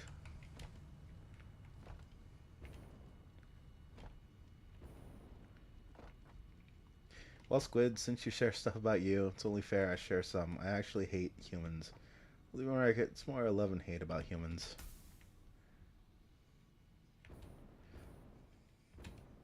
See, I feel that. I do feel that. Because I love people, but I hate.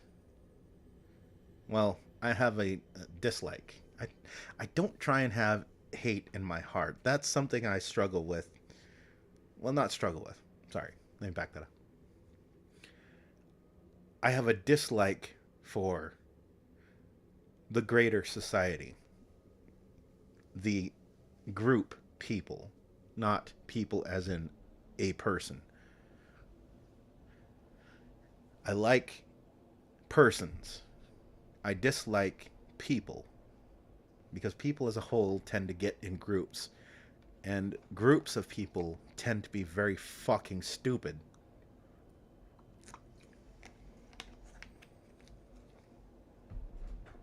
But hate, I would never encourage anybody to feel. Although to be fair, I probably was edgy back when I was a teenager, but as the time goes by, I realize I do hate humans. Well, there's a lot to hate. We're flawed creatures. We are incredibly flawed. Incredibly. Um, but that's the duality of man. We can do great things. We can also fall to the lowest lows. You know, we've got we've got Elon Musk taking us to the stars, but we also have Stalin, Hitler, Mao, Pol Pot, Mussolini, any number of awful, awful people in our history. We also have Albert Einstein. We also have blah, blah, blah, blah, et cetera, et cetera. We have the good and the bad. We have to take both because there's basically nothing we can do to delete those elements from our existence. We have to accept that we are good and bad. And I think that's one of the things that I find so offensive. One of the things that really I think creates the sort of person who's gonna you know who's gonna look at me for getting hit for hate speech, even though I didn't actually ever speak anything hateful.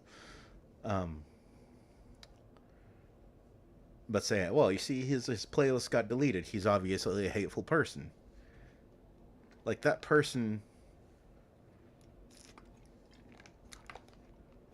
has no empathy in their soul. Like I said, the extremists, they don't want the good. They want to punish, a lot of them. They want to destroy, they want to break. They want to deal with the dark nihilism in their soul that's basically corrupted them and made them into very awful people. I think that's really the thing that a lot of people don't realize about social media is that's what it does to you. You're constantly looking at an illusion of humanity because that's what it is. Like we see only the moments of a person's life where they're having fun. Oh, we're woo woo, look at me, going out to dinner with the buds. Star Wars premiere was so awesome. Look, I got to meet fucking the actor who played Jar Jar Binks or something. You know, you don't see all the other moments where, you know, it's mundane stuff. Woke up today, nothing exciting going on. Got to work 5 minutes early. Sat in the break room, sipped coffee. Regular shift. Got home, went to bed. So it's poisoning people's souls. They see these illusions of illusions.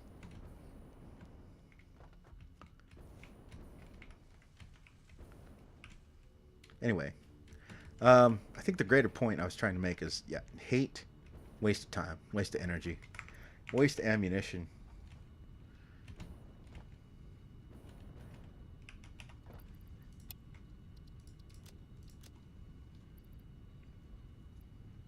Yeah, I do still have hope for humans. It's not a lot.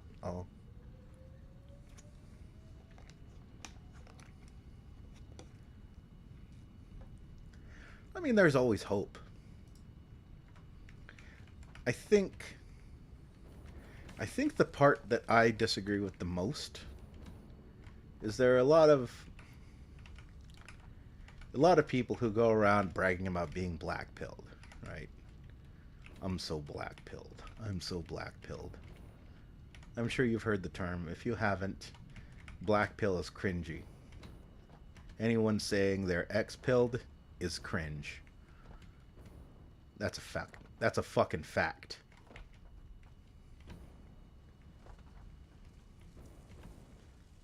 There's no reason to be black pilled or anything like that. I do understand the frustration. We are never beyond hope. But it's like black pilling is an excuse for doing nothing. I'm not about doing nothing. I'm about solutions. There are no insurmountable problems, only solutions. No, but I heard Neo is. No, have you seen the new movie? He's blue pilled.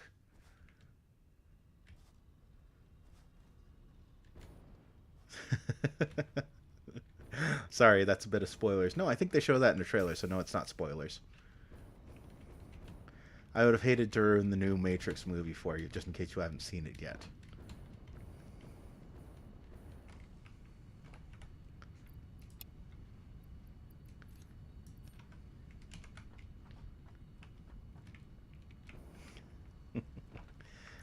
Uh,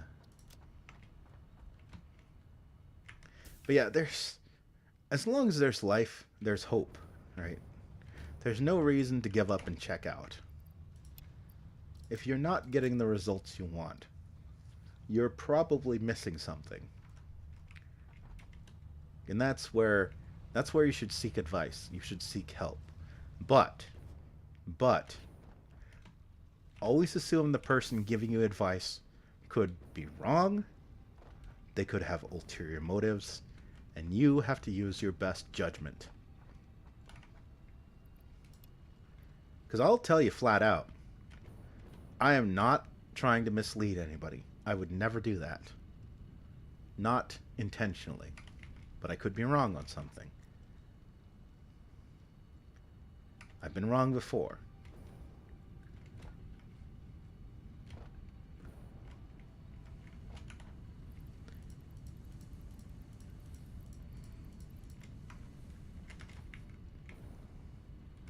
It happens. I'm human.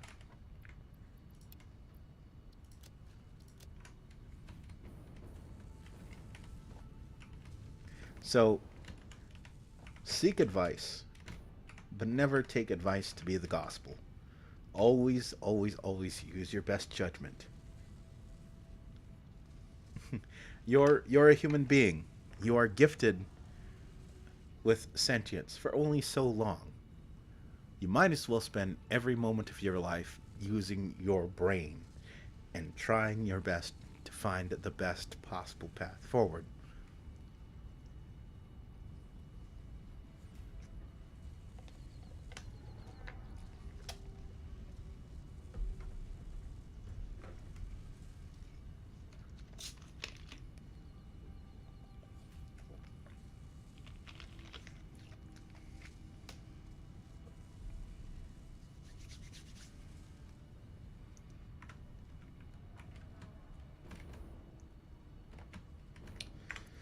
Uh, what was I doing? Hmm.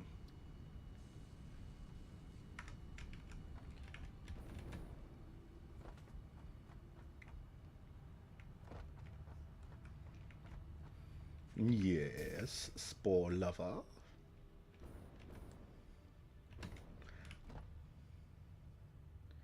Does this game have co-op? Yes, it does, actually.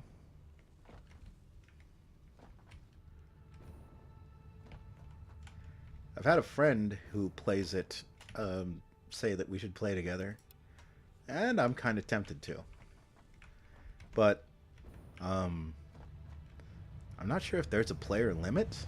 But yeah, it does definitely have co-op.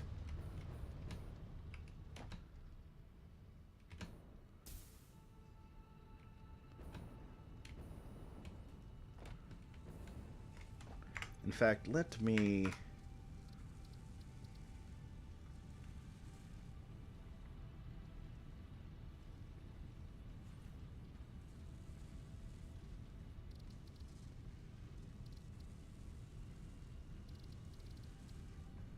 Hmm. There's no way to see what the player limit is. Not easily. I'd have to probably start another server. But yeah, it is multiplayer.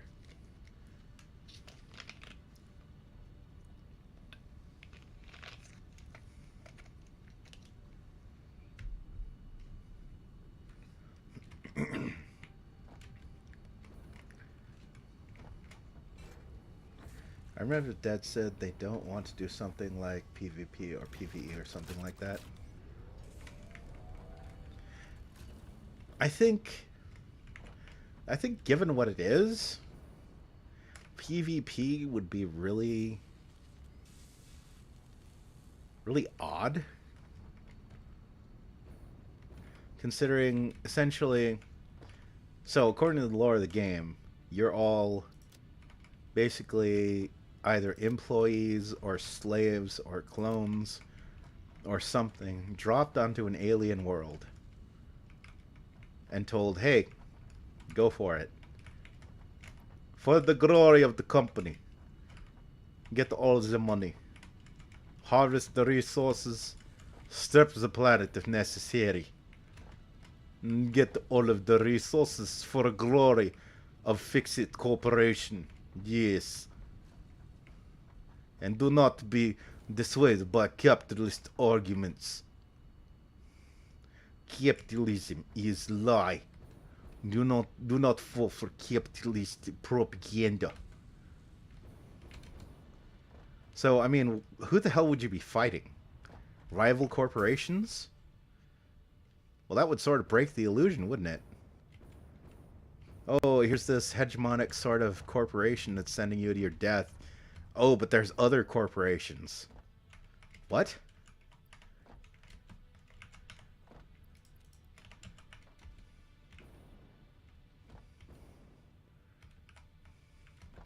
Must crush capitalism for the glory of glorious fix-it motherland.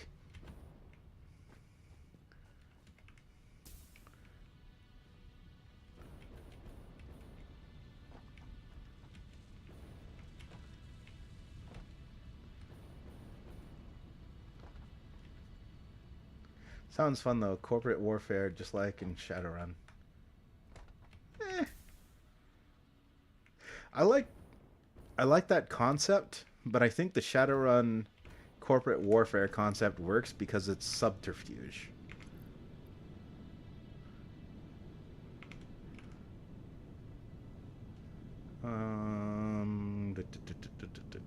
That's the fuel. I think we already upgraded all the lines on the coal plant.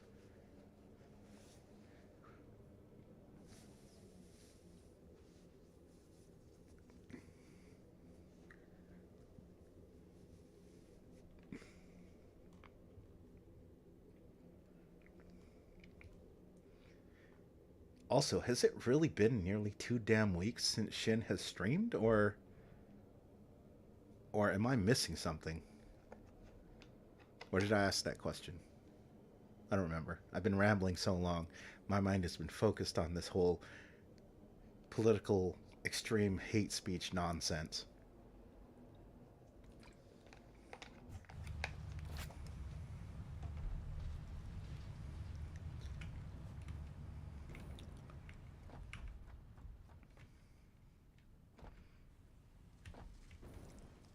Also, I hate to be the bearer of bad news. Also, I hate to be the bearer of bad news, but this is the end of my vacation. This is most likely the last lengthy stream I'll be doing, unless I can motivate my ass to be active on Fridays or Saturdays.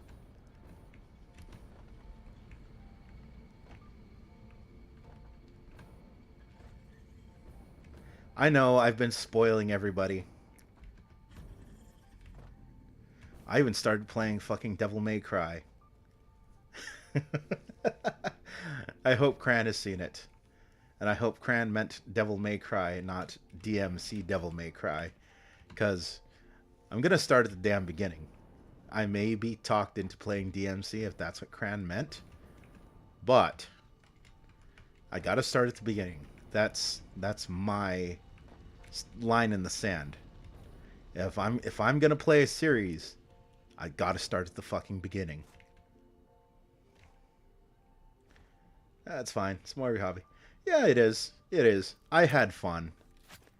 And I had fun giving more content to people who probably wanted a little bit more. Probably wants DMC3. That's in the HD pack, isn't it? So, yeah. We'll get there. I just need to stop fucking sucking at the game. And I need to get used to the goddamn camera.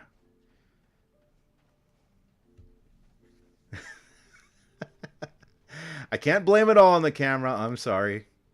I know I was pretty heated when I was playing, and some of it indeed was the old school camera shit. Some of it was just me. I am still putting the camera shit in the negatives column though. Sorry. I'm not backing down on that. I refuse to back down on that.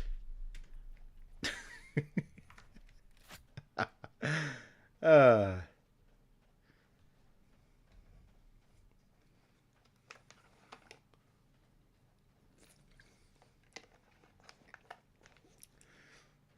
So, fuck it. Let's go for another 90 minutes. And then we will say adieu, adieu. Parting is such sweet sorrow. Until next time. Oh yeah, you better get used to it because you're going to be stuck with it till DMC3 or DMC4. Well, again, in the game's defense, I'm actually fucking enjoying it. So much so that struggling with the goddamn shitty camera shit, I can handle that. Because the game is fun as fuck. So, if you're some sort of Devil May Cry fan that's like, no, you have to love everything about it. Sorry. I'm sorry. I have fucking standards. I'm just gonna call it the way I see it. And that was an issue not just for Devil May Cry. There was a number of different games. Like the complaints, again, they were about Resident Evil and other sort of things. So with like the original Resident Evil, it was understandable because, like I said in the stream, that shit was pre-rendered backgrounds. That wasn't 3D.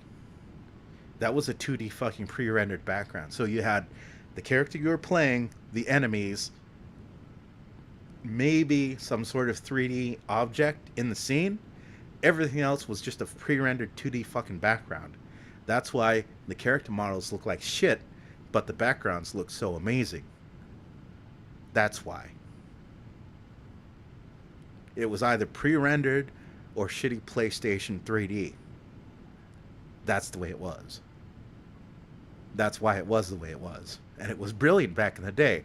I don't even know if Resident Evil may not even been the first game to do that, but it was the first game to get popular having done that.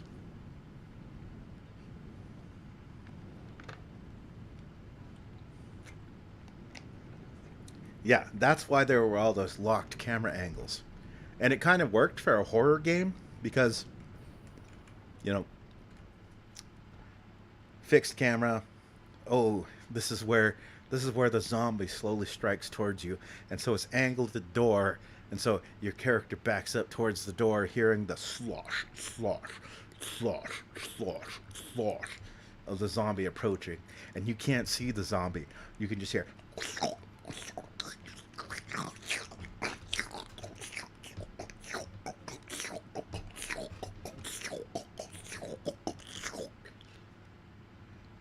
And then back to the door, wondering what it is you're about to see. Zombie comes stumbling into the camera, and you shoot it dramatically. It works for a horror angle. It really does. It really does. But that being said, I'm not sure if Alone in the Dark did that, but if I recall, it was also what inspired Resident Evil.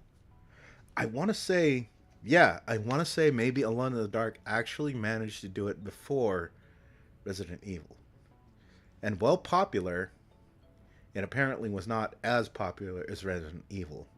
But it may have been the whole Final Fantasy VII thing, where a lot of people think that Final Fantasy VII is where the fucking the Final Fantasy series starts, when in fact it was like fucking Final Fantasy Mystic Quest, not Final Fantasy. Mystic Quest, I believe, was the original game in Japan,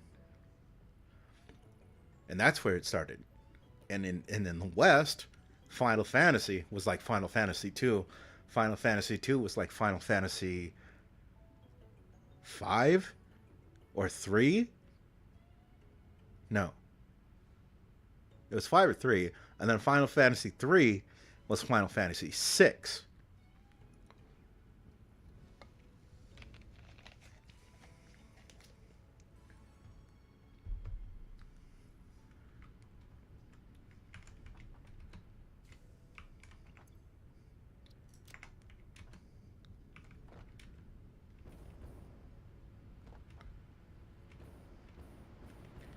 But yeah, I'm sure this game would be fun to play co-op. Just chill, just chill with the boys, build shit, make factories, explore. It's like less graphically offensive Minecraft.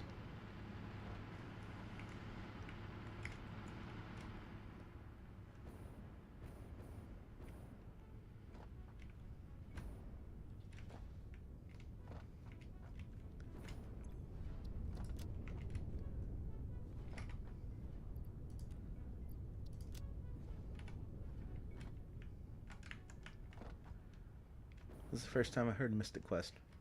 So yeah, I think the original name of the series was Mystic Quest, back when it was originally released in Japan. I may be wrong. I claim to be no official authority. This is just my squid memory. My old man squid remembering back in the day when I heard it was originally called Mystic Quest back in Japan before anyone had ever heard of the title Final Fantasy, as it has been in numerous other series.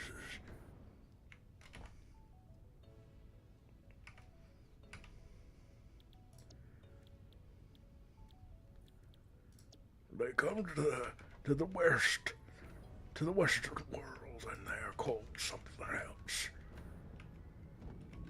Senkan no Densetsu became Secret of Mana. It's the way it was back then. Companies would license these Japanese games and give them new names that they thought sounded interesting to the Western audiences.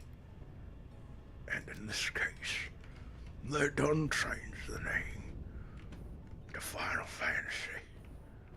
Now this got interesting when at one point there was a game on the Super Nintendo, or as it was called in the glorious land of Nihon, the Super Famicom. They called it in the West. Final Fantasy Mystic Quest. Now that is crazy stuff. Imagine having a game called Senkande Setsu Secret of Mana as a subtitle. Ain't that a right? Ain't that a right, young'un? Ain't that a right?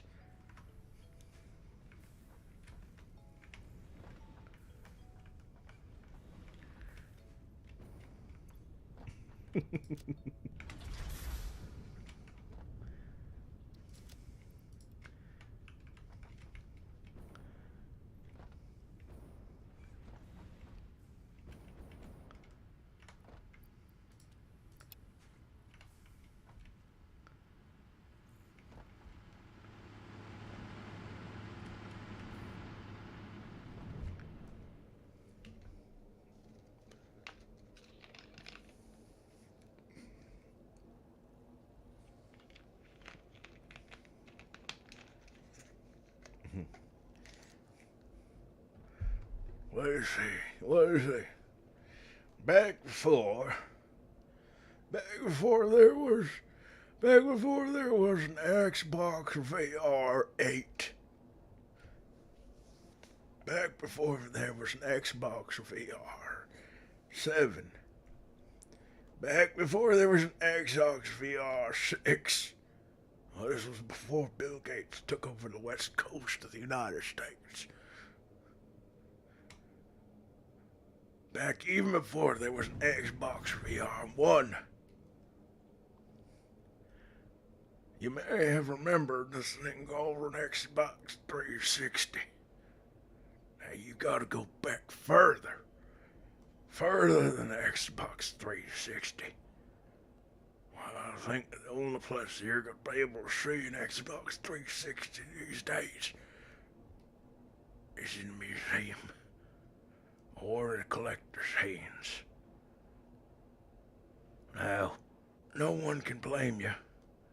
Because if you go back to the Xbox, there was a prophet who done said, Xbox ain't got games. It ain't got games. Why that wise man said, Gears of War, more like Tears of War.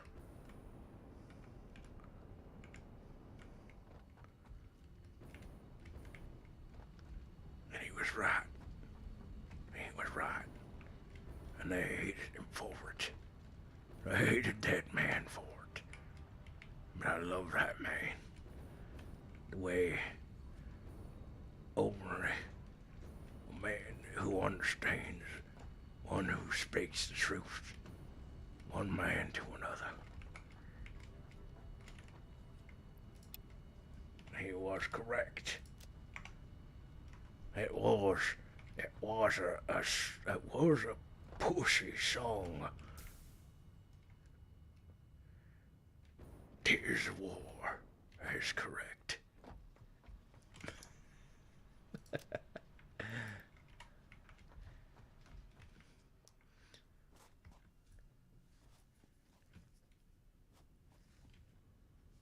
Yes, not to divulge too far, but yes.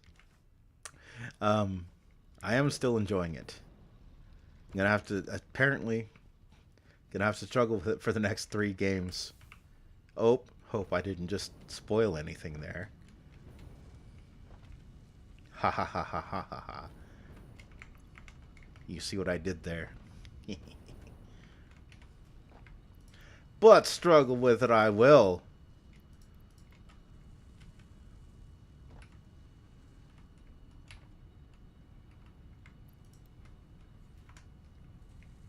Because fuck playing easy mode. I'm no games journalist. I am an amateur having fun. That's what I do.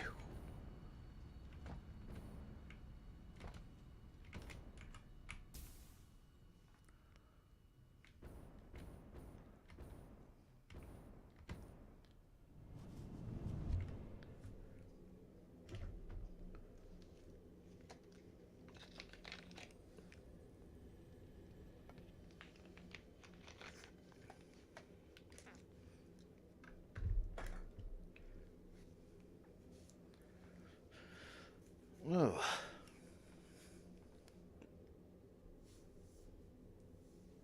I'm not 100% sure, but I don't think Cran would mind you skip DMC2 though.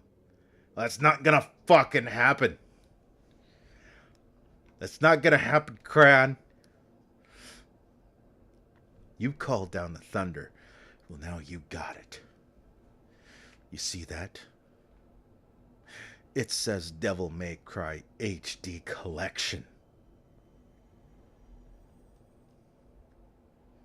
So run, you cur. You tell him I'm coming.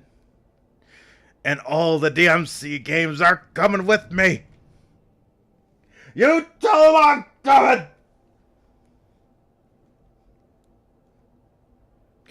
And hell's coming with me.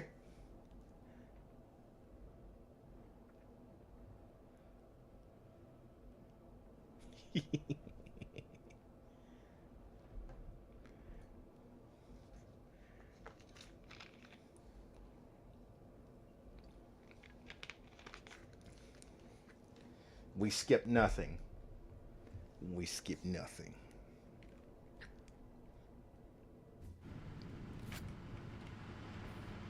Also, I'm thinking of trying to balance things out by, because I know I have this sort of bizarre, all over the place sort of ADHD way of doing my streams. So, what I'm thinking of doing is trying to limit it down to like a shorter game, maybe a longer game, and then just whatever the fuck I want to play. So that may be help it stop being so fucking all over the place.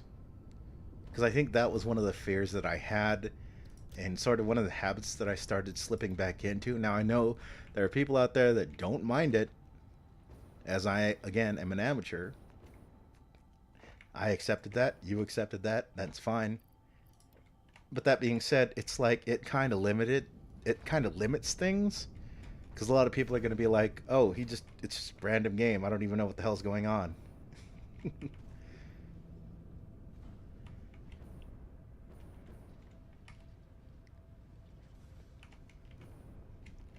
Just saying that may be something that I go back to. Just trying to sort of break it down into digestible bits.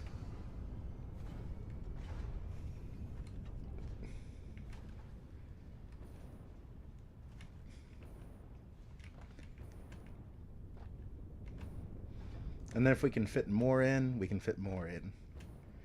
In that case, I'd probably have to go back and look at the chronology of stuff that I've been fucking doing and try and sort of pare down the stuff that I've got outstanding. So at this point, I think I've got System Shock 2 to finish, which actually shouldn't take too long. I think we are about a quarter of the way into the game. It's like a 16-hour game if I recall correctly. Maybe a 20-hour game. So, yeah, we've made significant progress in that one. Um, what else was I doing? I kind of like started Prey, but I'm not really big into that one unless anybody else is. Like, I like the game, but I'm not like, God, I need to play Prey. Someone requested Deus Ex at one point. Uh, yeah. If I do that, that's gonna be a long ass game. And hopefully not finish it for like a year. Hey, hey, that meme is dead. That meme is dead. And of course, nobody found a trace of it because I blew it out of the goddamn airlock. Good. Because if that meme makes it here, all this bullshit that you think is so important, all of it's fucking gone.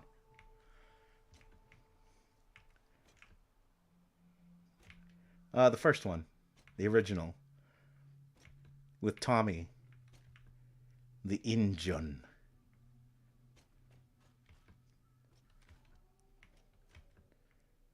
As an indigenous American myself, there's a bit of a soft spot in my heart for Tommy and the original Prey.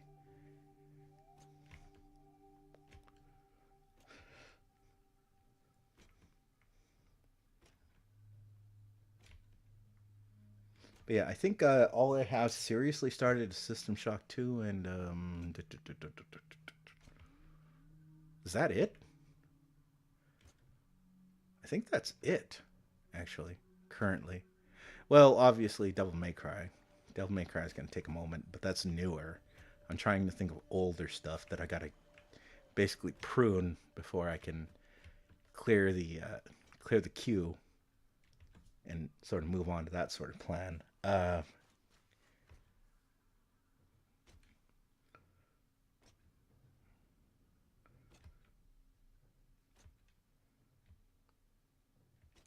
feel like I'm forgetting something.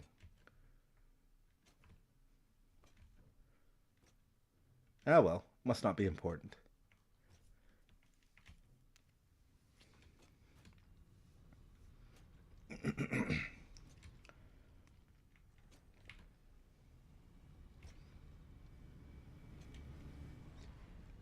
Either or, it's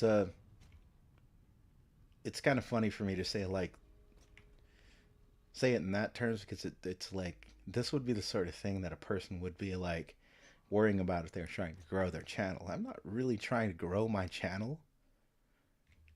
If anything, I'm God. What is the term? Agoraphobic? Is that it? That's fear of crowds, right? Is there a term that means fear of large groups of online people? We can go with agoraphobic though, uh, if that's the word I'm thinking of. So I'm not trying to grow this fucking channel. This is just this is just me trying to like have mercy on people who may just be like, the fuck am I jumping into every time? Like I feel like it would be a little less crazy and hectic for everybody involved if they weren't having to wonder what the hell they were jumping into every single time. Because I see it every time somebody's like, "What game is this?" and I laugh, but I also laugh at myself a little bit because I'm like, "Yeah, that's what you're doing, Squid. You're just fucking making people jump into random games constantly."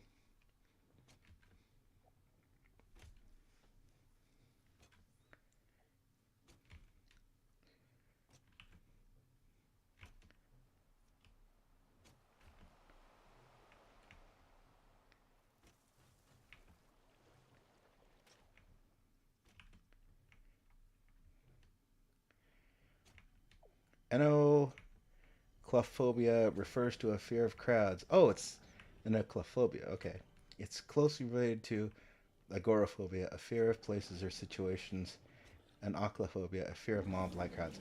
Yeah, see, I've often seen it referred to as agoraphobia.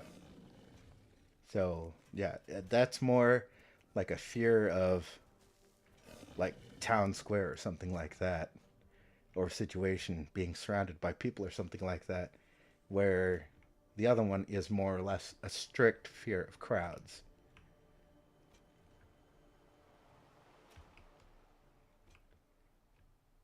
And ochlophobia, a fear of mob-like crowds. So yeah, the last one probably probably a fear of people, a fear that people have who are scared of being canceled. The first one probably closer to me.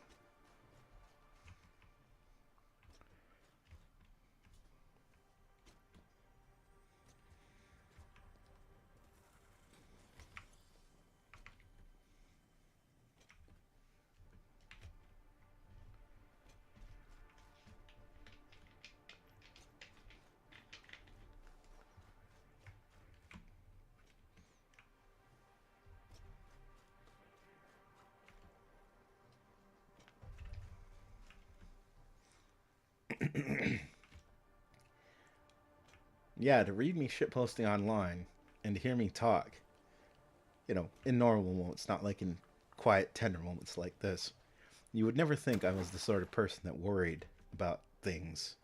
I'm just this charismatic, easygoing, laid back, having fun sort of person. But there are things that scare the shit out of me.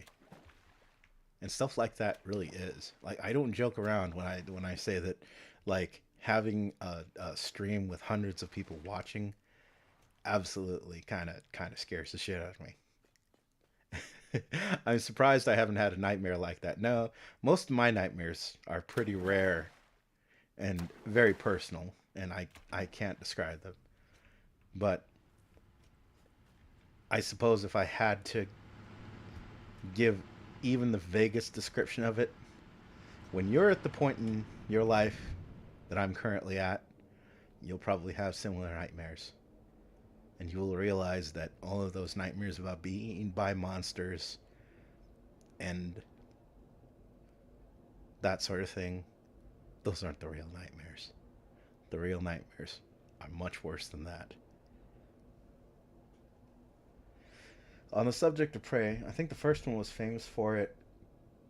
Alien gruesome and scary aliens back then. People being into alien stuff, I guess, but I'm not so sure. Prey was what, late 90s, early 2000s? Yeah, back then. Back then, I think stuff like what is it, Coast to Coast AM? I think that's what it was called. They were fucking one of the FM stations that broadcasted like weird stuff, aliens, um, esoteric, Bigfoot, whatever. I also do have someone to fear of heights, so yeah, I wouldn't mind try climbing, to be honest.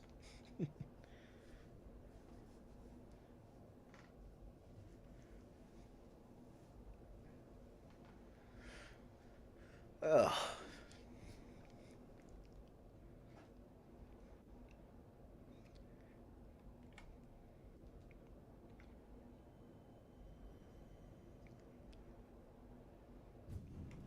I'm feeling pretty toasty right now, and given the topic that I've been talking about, given that it's one of the rarer topics, I think this may not be this may not be the drunk squid stream that a lot of people were expecting, but it is it is a drunk squid stream.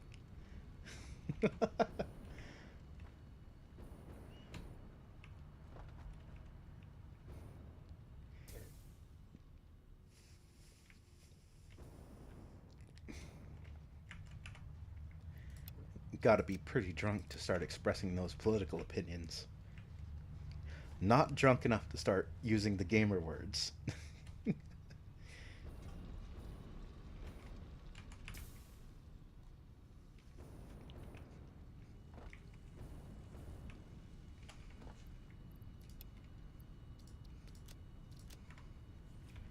Yeah, it's to expect as a strike after all. Gotta vent that stuff off. Yeah, I know. Jesus, I still don't fucking. Ugh. Like, why? It was it at at worst it was a video on a playlist, and that's all it was. So why not just remove the video? Oh, we got to assign you a strike. But I mean, again, it comes down to the sort of mechanistic extremist thinking, and again, that sort of thing I don't think is unintentional. Either that person who set things up that way did it intentionally, or they were told by somebody to set it up that way intentionally.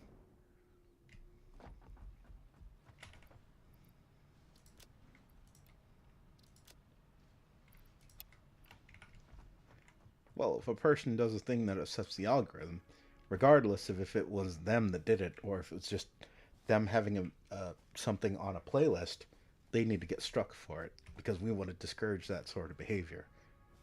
And again, I could have been a fucking archivist.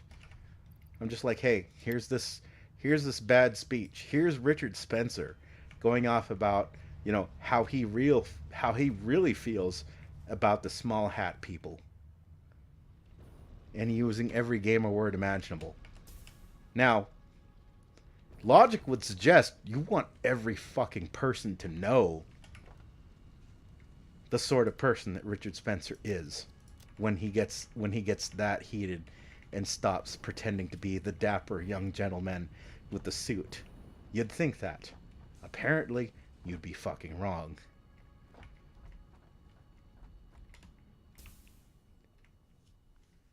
Now, we need to scrub that from the internet. But the only person that helps is him. When he could say, I never said that. I never said bad things about the small hat people. What are you talking about? You don't have any proof. I never said anything about black people. I never said anything about Indonesians. I never said anything about Chinese or yada yada yada. Those are the only people being helped by this bullshit. And as a logical person, I want every single first fucking person to see reality as it is. But again, the hate speech thing, that's not what they're doing. That is not what they're fucking doing.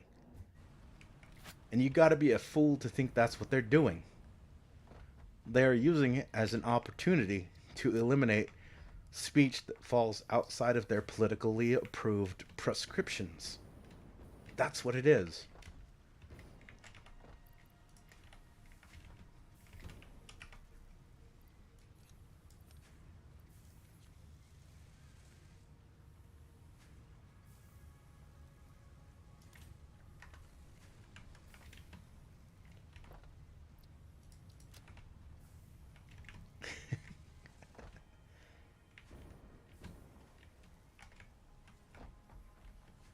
And before they got their old social media message dug up, right?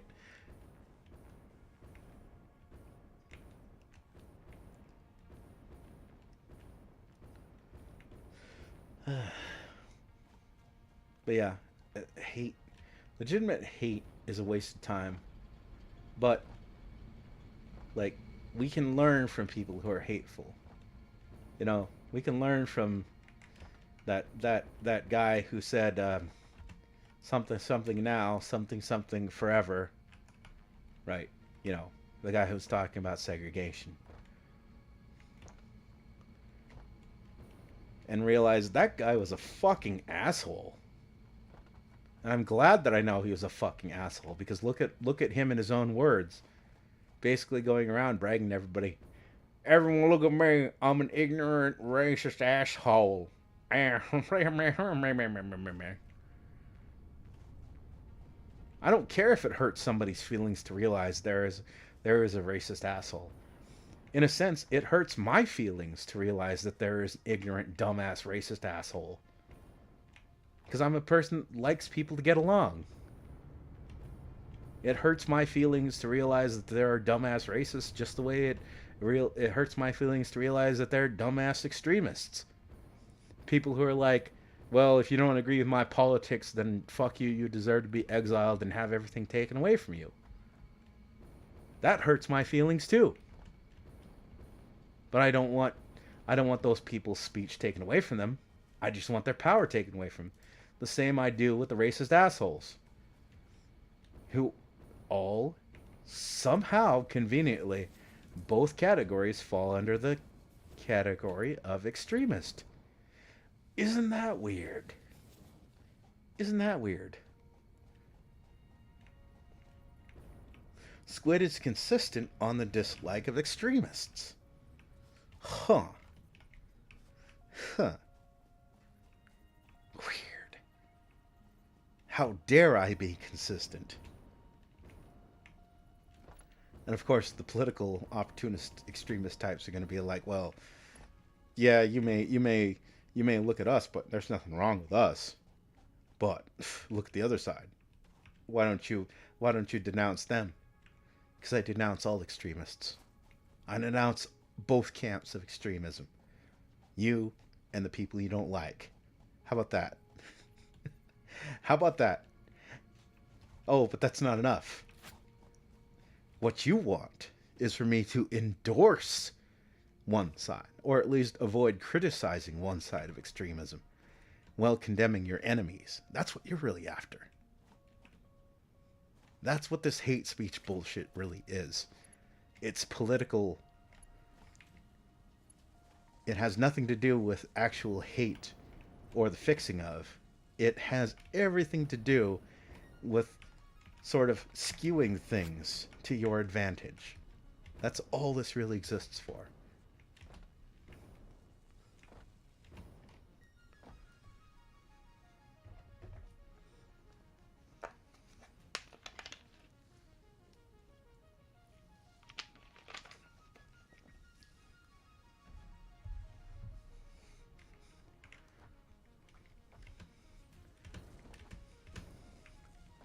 Because again, all right. So extremism. Again, let's look at one that we see constantly. Right?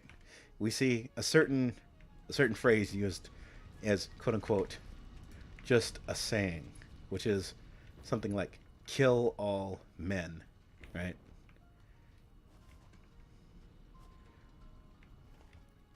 And no, none of that. No violence, not even as a phrase. I condemn that. I disagree with it. But imagine flipping that. Change the men to women. Now, how acceptable would you consider that speech?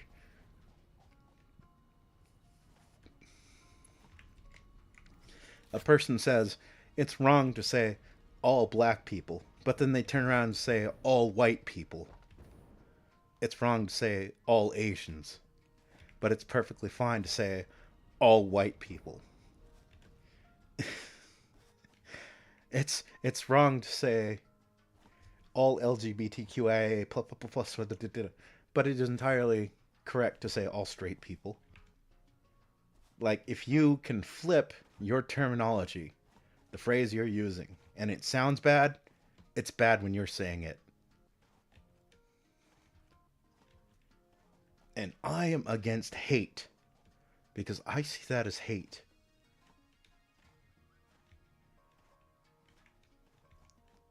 I don't want people to hate each other. I want people to stop that shit. I don't want people to be rewarded for saying all white people. Just in the same way, I don't want people to be rewarded for saying all black people. And in reality, when I have talked to people face to face and they try and generalize, when they try and generalize and they try and say, you know, oh, all of this category, and I'm like, well, okay, a couple of people we run into have been like that. We don't know all of those people. So you need to just calm that shit down. I do this in real life when it would actually cost me friendships, when it's going to make my work environment awkward, or when it can possibly set a barrier between me and somebody else in real life. I'm not talking about fake ass friends on Twitter or TikTok. I'm talking real life face to face people. When someone could literally think lesser of me as a person that they know, I stand up for basically saying, don't judge too harshly because you don't know, and you certainly don't know an entire race. I'm for balance. I'm for fairness. I'm not a what are they, Libra? Libra is the scales, right? I'm not a Libra. I'm a Gemini. In fact, my birthday is coming up here in the next couple of weeks. Maybe I'll do a birthday stream or something. I don't know.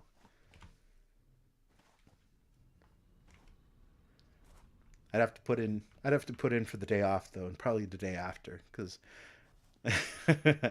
I'll probably have a few drinks just to celebrate. But again, like, even if you agree with the things I'm saying, always use your best judgment. I may be wrong. Think. Think.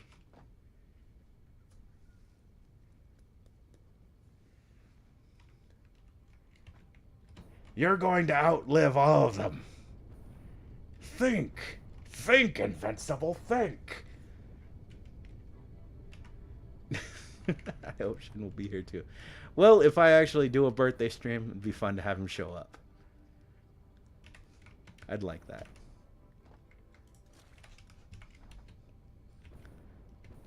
I will keep you posted.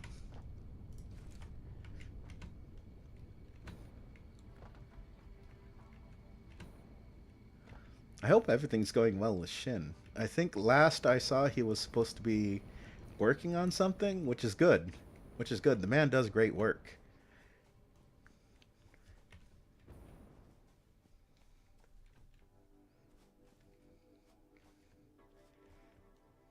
Well, I always see each person as an individual, so yeah, they share something common, but they also are different. You know, and something I read not long ago, or maybe not read, but I heard, and I'd have to do my own research on this just to verify.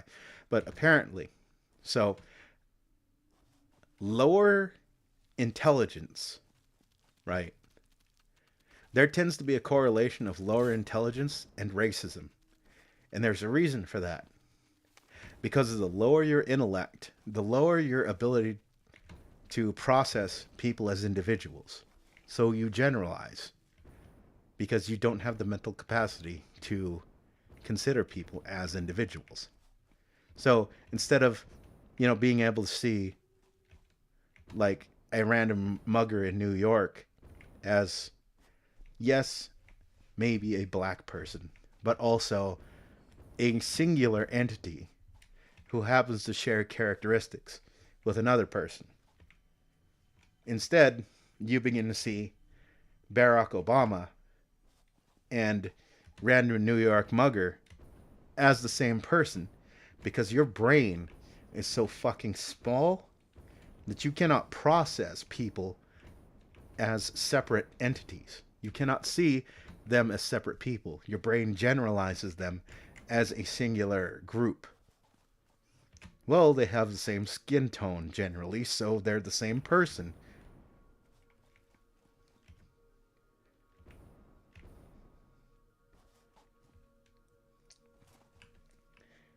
Talk about anniversary. Pran has something cooked up. I was at his anniversary stream. It was really cool. Nice.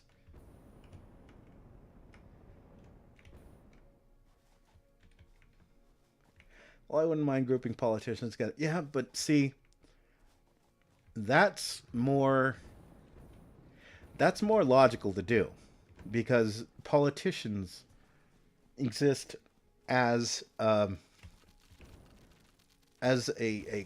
class, right? The politician class, they have goals, they have pursuits, and a lot of them tend to overlap. So, you can see the scummy politician from the right wing who just does everything to get reelected, and the scummy politician on the left wing who does everything to get reelected as a similar group because they behave similarly. You're not saying, well, skin tone equals same person. That's not what you're doing. You're saying behavior equals similar. In the same way you'd say criminals. So, if I was talking about, as I am as Aboriginal American, right? Indian, Native American, whatever you want to call us. If I was to say Native American criminals, right? That describes a certain sort of behavior, as in people who are engaging in criminal activities who happen to be of this specific race. I'm not saying all Aboriginal Americans are criminals. That's not what I'm saying. I'm saying these criminals that I'm happen to, for whatever reason, be grouping together by racial category also, in addition to being criminals. That's what I'm talking about. I'm not generalizing Aboriginal Americans as a group as being criminals by default. That's not what I'm doing. Whereas politicians, by default, tend to follow a similar behavioral flowchart. They all tend to be corrupt, they all tend to be self serving, and they all tend to be scummy as hell. As behavior. I'm not talking about Black politicians, white politicians, brown politicians, green politicians. It's not what I'm talking about. I'm talking about politicians. There is very few, if any, honest politicians. And the system is set up that way. So you wouldn't be wrong to think that any given politician deserves to be treated with a heavy amount of skepticism, because they do.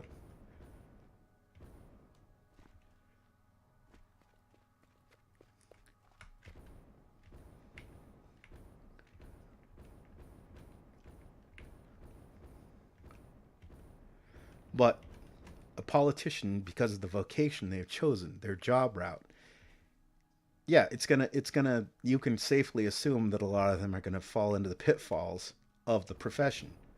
That's how it works. But that one is born brown does not mean one is born to be a criminal or to be a millionaire. That's not how that works. Same with white people. Same with black people. Same with any person. There are Asians that aren't good at math. There are black people that are millionaires. There are white people that are poor and at the bottom rung of society. It has nothing to do with race.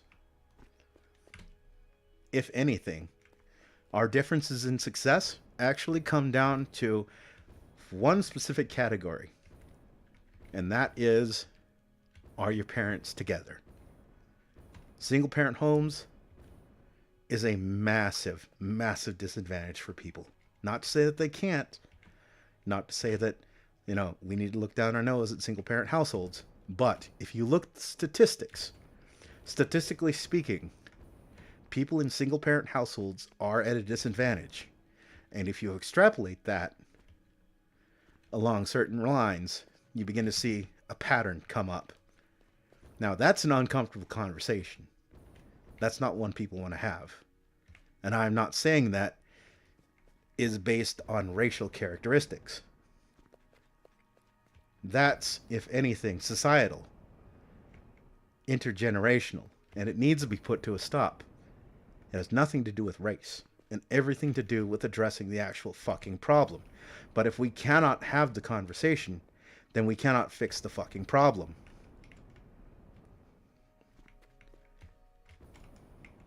People should be shamed for having promiscuous sex. People should be shamed for abandoning their children. We shouldn't be glorifying it. We shouldn't have certain sections of music glorifying, I funked that slut. Yeah. If anything, it should be like, I married that girl. I married that girl. I made an honest woman of her. And then we had children. And I supported her for the rest of her life.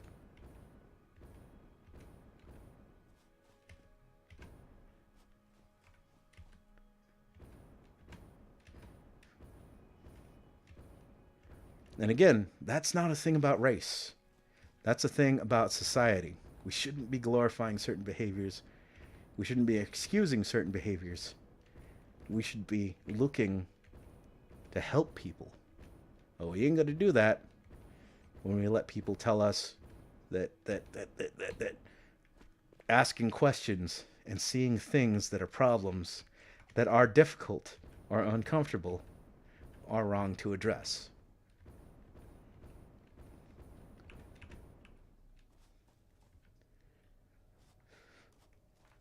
Oh, now I've made everyone hate me. I'm kidding. I'm kidding. Probably not. That's probably shocking for a lot of people, though. But again, if you're taking that to mean that I have a problem with races, you are missing what I'm fucking saying entirely, 100%. It has nothing to do with race, everything to do with social expectations, social rules, etc., etc. Because same thing. White people who do the same thing have the same fucking problem. White people in broken homes fail. Brown people in broken homes fail. Asian people in broken homes fail.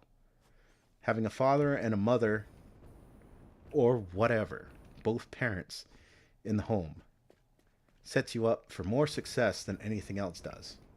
It's not about racial categories or anything like that. None of that nonsense.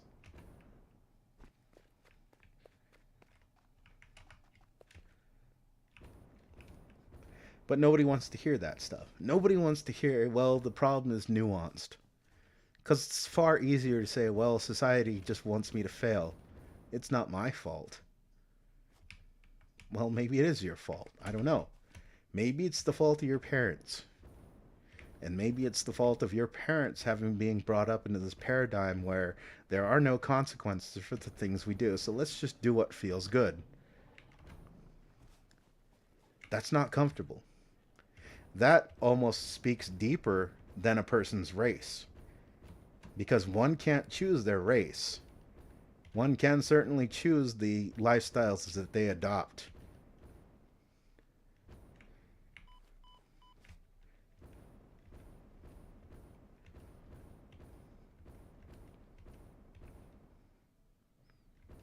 And if there is anything in the world you want to do to make people absolutely batshit insane, imply that they're wrong. If you want to make them absolutely want your blood, prove them wrong.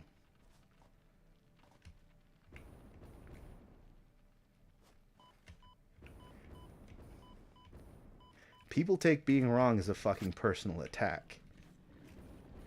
Even though, as a human being, none of us can possibly know everything.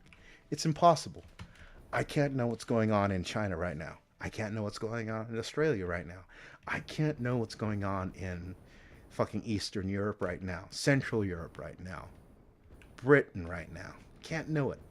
Because I'm just here in this one location. I'm one person. Even with the magic of the internet at my disposal, I can't possibly know everything. And yet, there are so many people out there that will get absolutely pissed when you begin to make them feel like they don't know everything. And that is another dangerous thing. And shit like that leads to extremism. When you know everything. We don't know everything.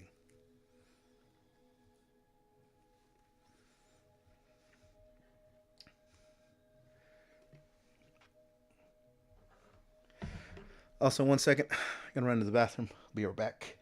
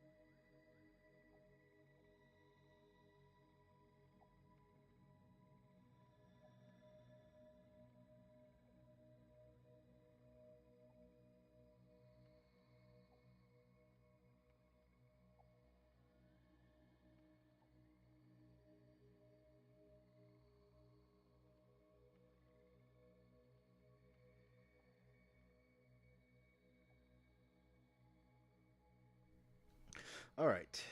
All right. Back. Hope that wasn't too long. And yes, I did wash my hands before anybody asks.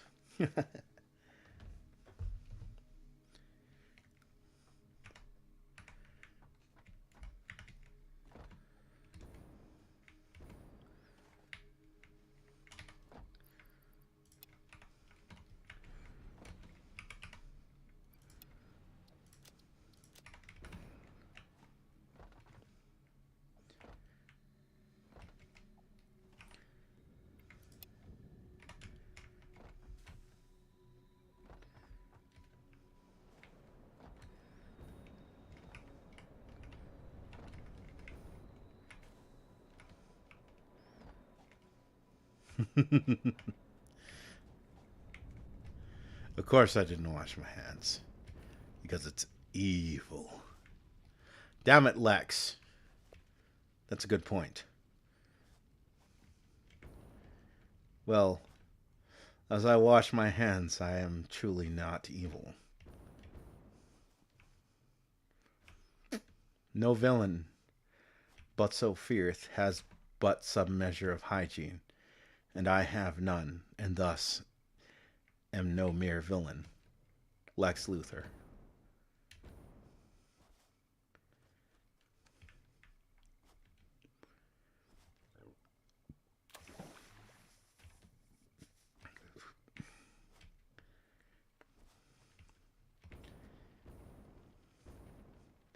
But yeah, it's just fucking frustrating for me. It really is.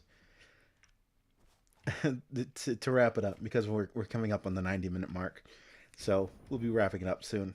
But it's going back to the beginning. It's just so fucking exasperating to realize that, you know, basically none of the political stuff that I did back before making this a gaming channel, none of that stuff exists publicly. Not that I'm ashamed of it. It's just I moved on.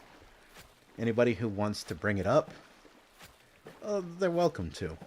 I'm not ashamed of it. I'm not hiding from it. It's just I've moved on. So, if you want to talk about my political beliefs, fine. I'll talk. You can talk right the fuck now. We're talking right the fuck now. You want to ask me about my politics, I will tell you. I'm not ashamed of it. There's nothing to be ashamed of.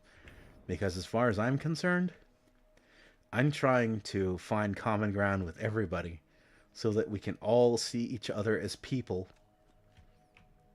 and we can all move towards a common goal where, yeah, maybe we're not in some idealistic starship fucking utopia.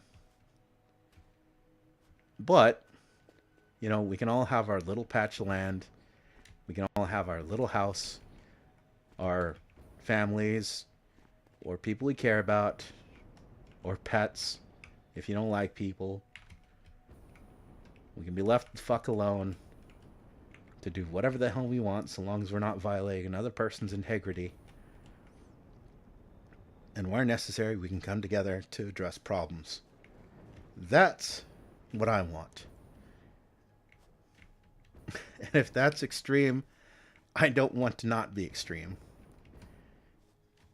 But I certainly object to the fucking implication that anything I do, including making playlists, is fucking hate speech. I don't hate people. The word itself implies failure to me.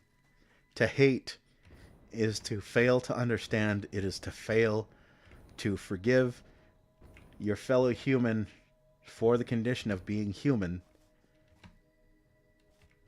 I can, at best, hate behavior.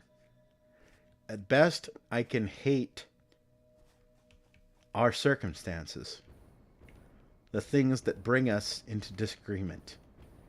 That are far beyond our own control. I cannot find myself hating a person, because hating a person is basically giving that person space inside your head. And this is the irony. This is the irony of actually hateful people. You know, because the racists spend more time thinking about those people that they supposedly hate than they do about the people they supposedly love. If anything, if you gave me the choice, I would eliminate all the hatred and simply focus on love and the care of the people and cultures and whatever else that I care about. I'd spend my time on the positive rather than thinking, oh man, there's all these people that disagree with me. There's all these people of a certain color. There's all these people. Waste of fucking time. Fuck that noise. Remind me of that monsoon speech about memes. As funny as the meme we know about today, but it may make a lot of sense if you know the original meaning of it.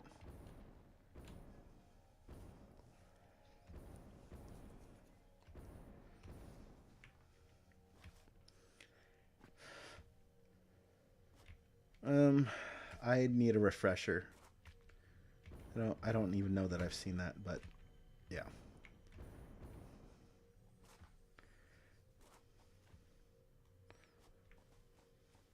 But yeah, this hate speech stuff shit. This isn't even a solid foundation. It's just whatever the hell we want to define it as on any given day.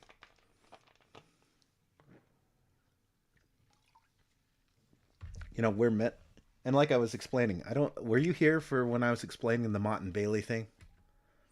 Because if not, I think that would be a great way to sort of end and refresh the discussion, and sort of explain my disagreements with so-called hate speech. So I'll try and summarize it here, just in case. Well, even if you have, I'll try and summarize it here, just so that anyone in the future can understand what the hell I'm talking about.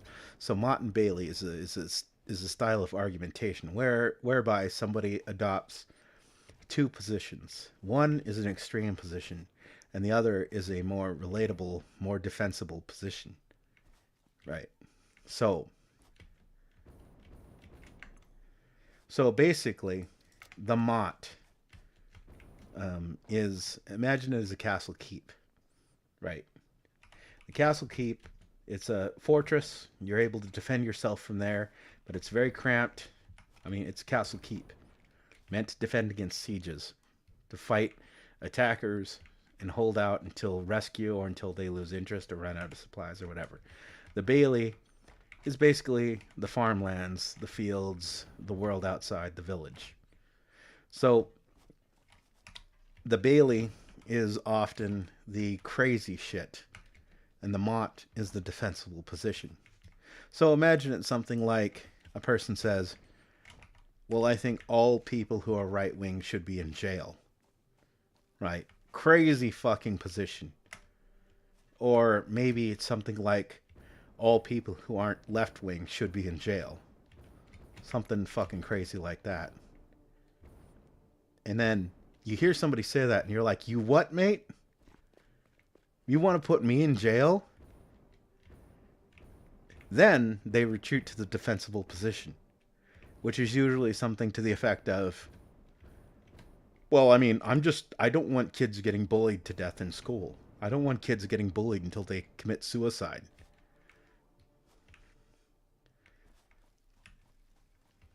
I mean, what's wrong with you?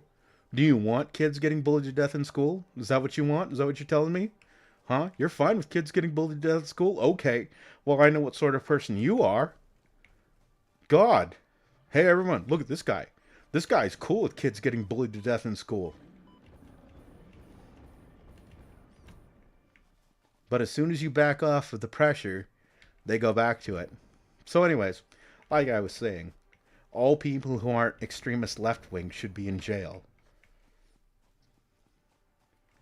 Or even more crazy shit. And then again, you what, mate? You think just because we're not left wing politically, or we don't agree with your extremist politics, that we should be in jail or worse? No. No. I'm just saying, why should it be that people should be allowed to bully kids to death in school? Like, is that what you're saying? You're saying you're okay with that? Is that oh, hey everyone, look at this guy. Look at this guy. He wants kids to get bullied to death in school. That's why he doesn't want us to arrest all Republicans. And it's kind of the, and obviously that's a silly example, but that's kind of the thing with the hate speech thing, right? Which is the way I see it operating. Because I can disagree with hateful speech. Like, again, Hitler, fucking idiot.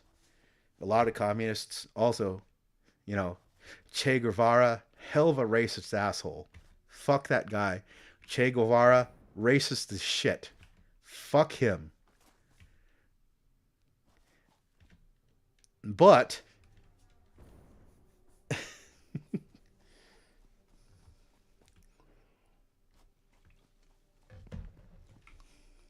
that I want their speech being seen does not mean that I want kids to die or whatever the extremists might say. Right?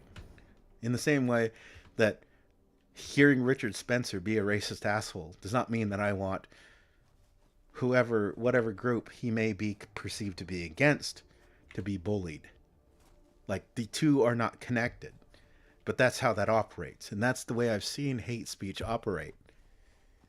It's like we're expected to believe, well, we just want to protect people. That's all we're doing. We want to protect the vulnerable. That's all we're trying to do. We're just trying to make sure the vulnerable aren't put into a situation where the worst outcomes happen because nobody stepped in to prevent it.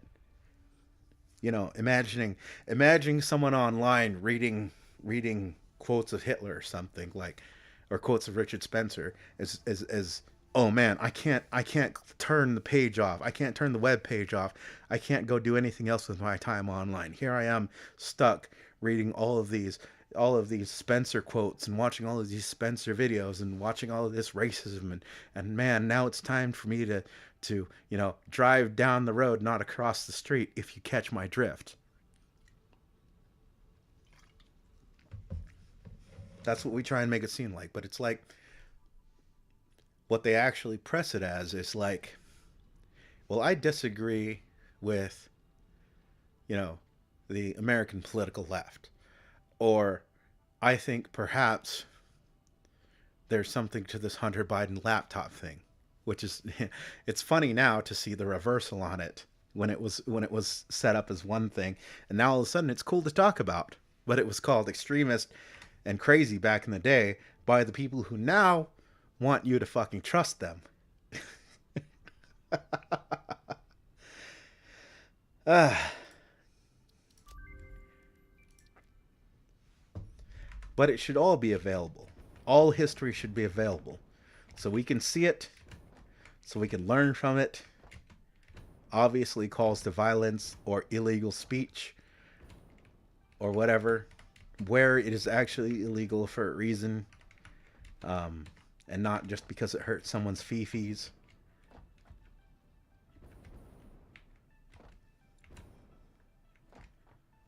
Yeah, it's a power play, basically.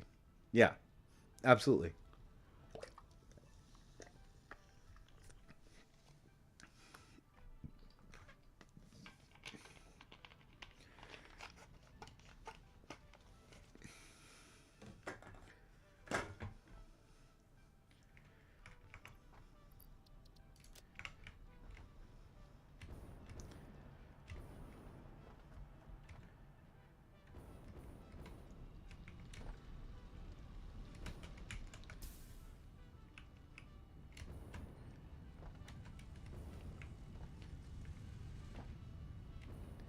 Say, say what? Do I have a list of games? What do you mean, a list of the games that I own?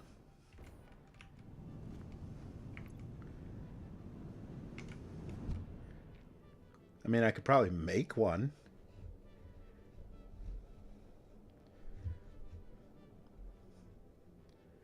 I'm not against acquiring new games as long as they're not trash.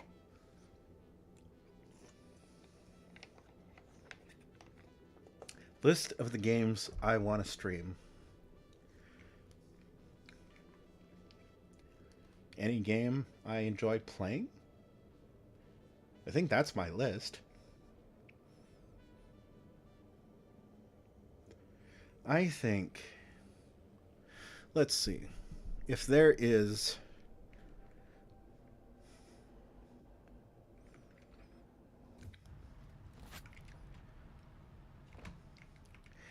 I think there's only a couple of games that I really want to stream. But a lot of them tend to be RPGs, so that's going to take up the long game slot. But before I was intending to do a sort of a retrospective. So I own Planescape Torment, and also Torment Tides of Numenera, which, by the way, I helped kickstart. Um, and I believe my actual name is in the credits somewhere.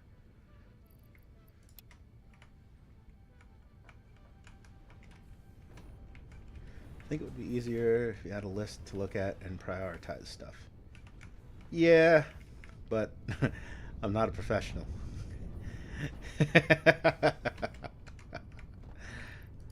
But you make a fair point. You make a fair point.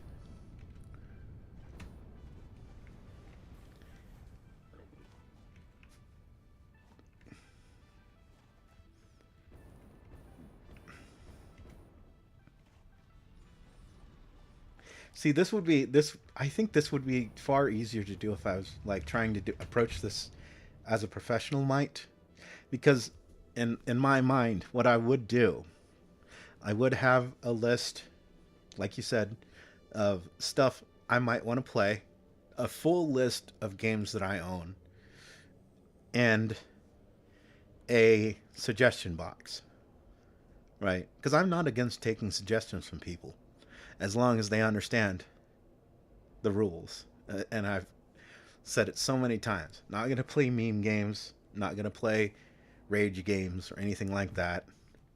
Um, if you want to see me angry, just make me play old PlayStation games or something like that, and you will hear me scream out, "Fuck these fucking camera angles." God, I hope people enjoy that.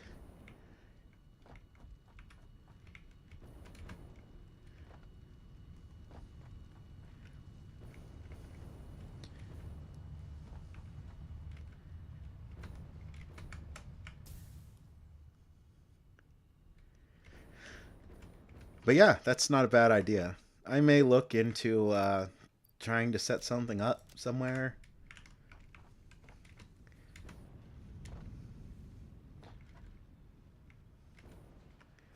We'll have to ask Grand for that, lol.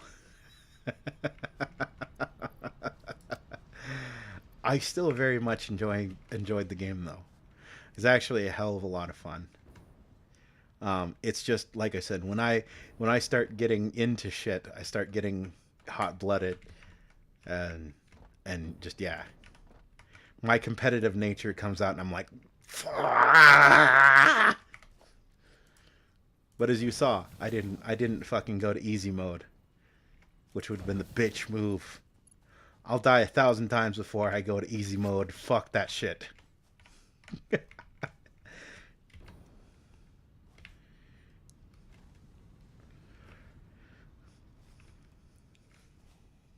Shit, we've been going for like 3 hours. Holy shit. All right, well, I'll give you the last 10 minutes. You want to talk about anything? Ask questions about anything? Again, as long as it doesn't get me in trouble, you can feel free to talk about whatever the hell you want. The 10 minutes is yours. No pressure. What am I, a game journalist? I need to put it on easy mode? Because I'm just here for the story so I can write about the story for all my friends so we can pretend that we're film critics and not fucking game reviewers.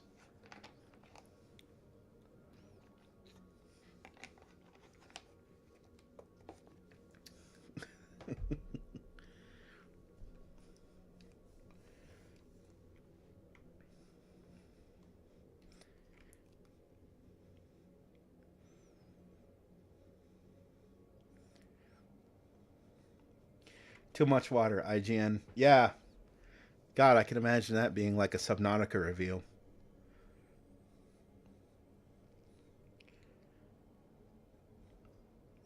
Oh no. So yeah. So outstanding games. Senran Kagura, Burst Renewal. That's one I gotta finish. System Shock 2. Um, are those the only two? I think those are the only two outstanding right now.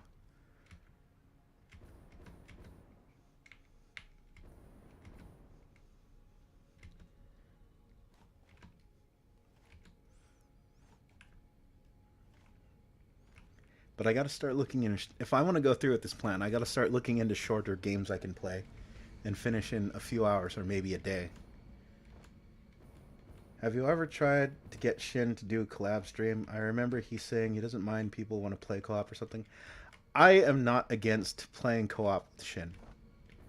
I am incredibly shy, which ironically you wouldn't quite pick up on from the fact that uh, I tend to shitpost a lot in the chat, and obviously I have my own channel where I kind of fuck around and you can hear me talk and get drunk occasionally. Um, but I think as our discussion went today, you can kind of get that I do get a little anxious with like groups of people. So um, I'd be willing to overcome it if Shin actually ever wanted to do it like a legitimate collab, but we'd need to plan that out probably. That would take a bit of planning. I'm not against it. Not against it. But I do think it would be difficult to shitpost to shitpost the chat if I was actually participating. So for me, I kind of like to do one or the other. But I'd be open to it if that's something people really wanted to see. You got to give the people what they want, right? Also, talk about hip game of all things. Yeah, I gotta spoil my Jack. Someone made a point on one of Shin's streams about how she's not maxed, and fair enough. Fair enough. I am ashamed. I am ashamed. My murder lolly deserves more spoiling than that. As given that she's been one of my best fucking units. I mean, she is solid in a lot of situations. Anti what is it? Anti female, single nuke, fucking star gen out the ass. She's got that evade. So she's got the utility, even though the evade I think is tied to her boost, which kind of sucks, but a lot you can't have everything.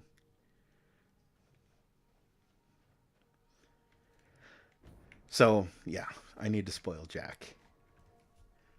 It would be a nice surprise for your birthday stream with Shin. uh, that would take probably a lot of work in the next couple of weeks to pull something together like that. She certainly has that booty going for her. Yes, the curiously thick Stargen servant. Those thick stars. I'll take those those those thick crits every single day.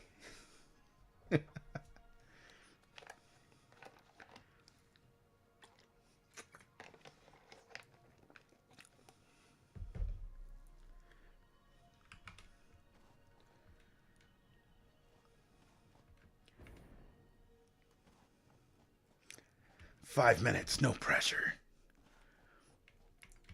You'd best start believing in the end of the stream. They're living in it.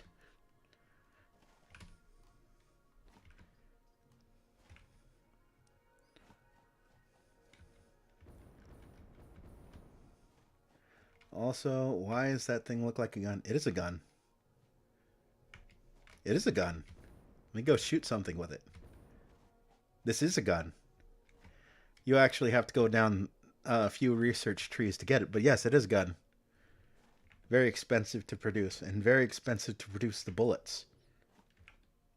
Yeah, let me go shoot something with it. I'll show you. It kind of reminds me of the AK-47 build. Oh, no, you don't. Oh, no, you don't.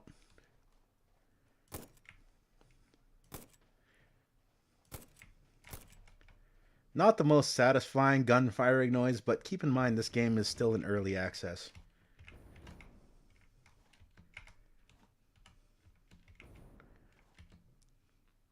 I think it's been, unfortunately, in early access for a while, but they are still developing it and updating it. So that's a thing. Like, if there's one thing that made me sour early, early on early access, it's that a lot of supposed early access games was like, hey, give us money and get no updates. And oh, suddenly now we can't put any more effort into the game.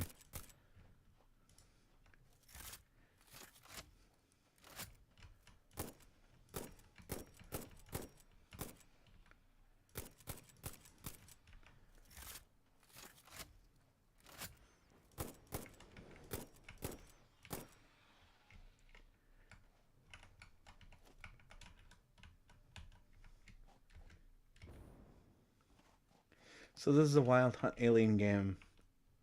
Looks like. Well, I mean, you can hunt aliens if you want, but if you look in the upper right, you see there's an objective. So basically, you have to complete these objectives to build that thing, the space elevator. So there is a direction to this game. You land on this planet, and let me just catch the hypertube back, and I'll show you.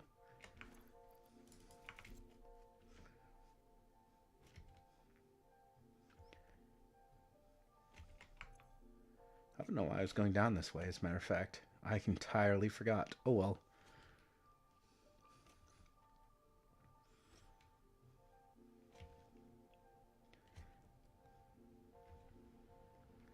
Three minutes. 3 minutes.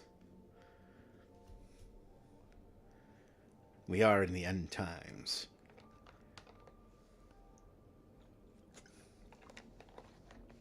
But yeah, fuck that phrase hate speech. It's fucking nonsense. And fuck deleting playlists and giving me a community strike for shit that was on a playlist. 2 minutes. Think faster. Faster! Faster! Master of puppets, I'll pull your strings!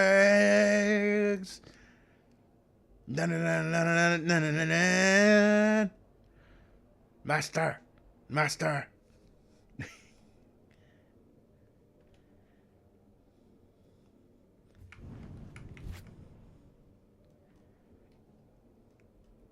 Alright, I'm not gonna literally pull the plug in 2 minutes. I'm just saying.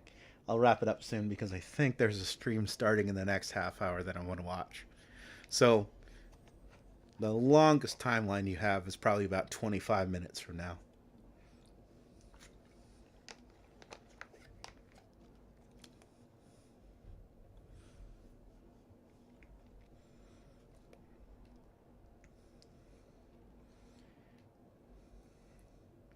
Wait, what was the latest story in FGO I was at? I don't think I had completed the one with Pepe.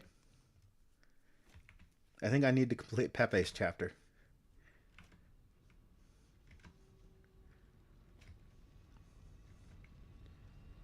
But since since none of the events have been story locked that I've been aware of, um, I'm not worried about completing it anytime soon.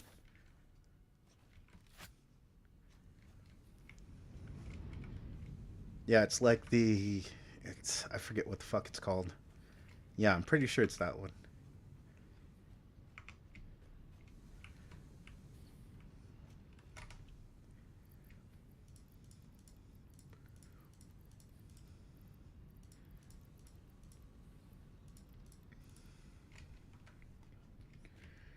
Yeah, I'm pretty sure it's 4. I think it's 4.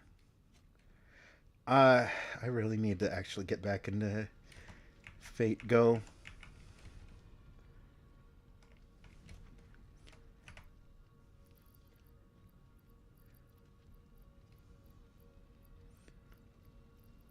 $15, so I need 5 copper.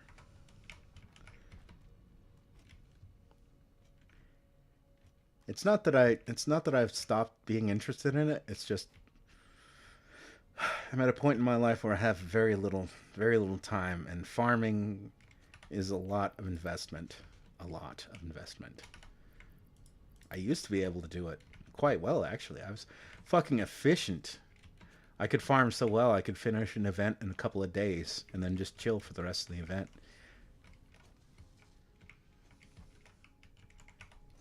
So it kind of hurts me to be at the point where I'm at, where I'm basically not really playing. I'm just basically logging in for dailies. Can I get you to watch Pran's VOD anniversary stream at 4640 and 5020 time mark? Sure. What, like right now? Because if I do that, I don't think I'll be able to set up the audio and stuff in the video. I mean, sure, I can do it right now. I'll give you a live reaction.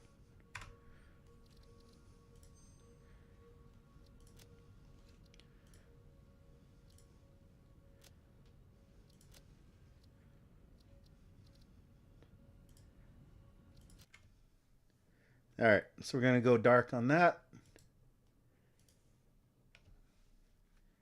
We're gonna open this. Hopefully it doesn't fucking drive shit crazy.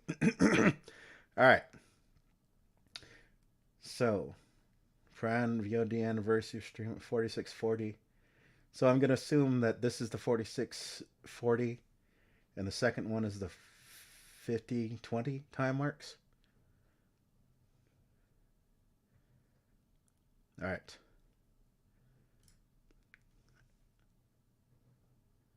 Oops, something went wrong.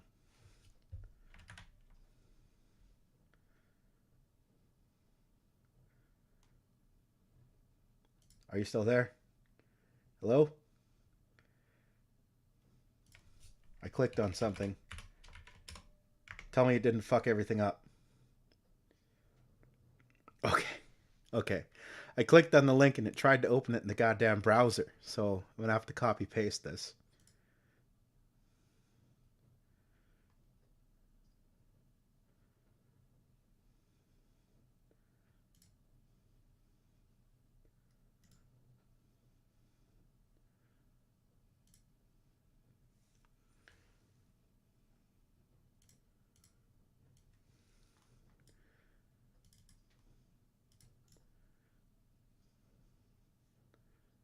Okay. If you're still here, let's go.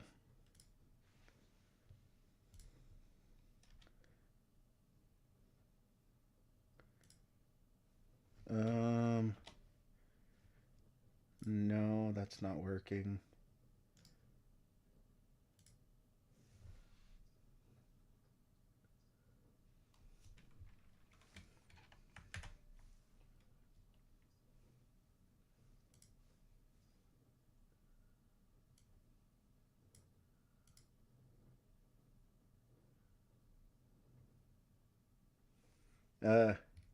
Are you there?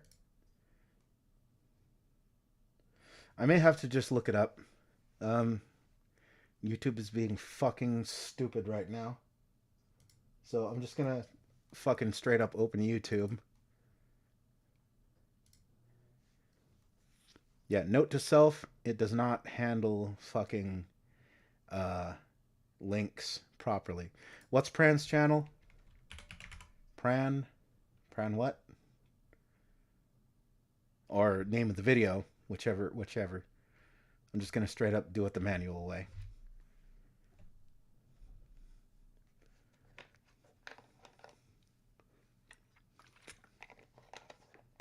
Pran Puran. Is that what the channel's name is? Okay. Gonna put this into YouTube search.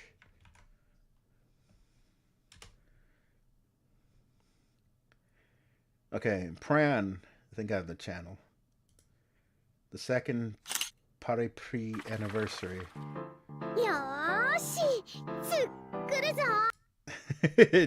Charlotte. The second Pari Pari anniversary. Okay, there we go. So we want... Altera wriggling Altera. Okay, so we want 4640. All right.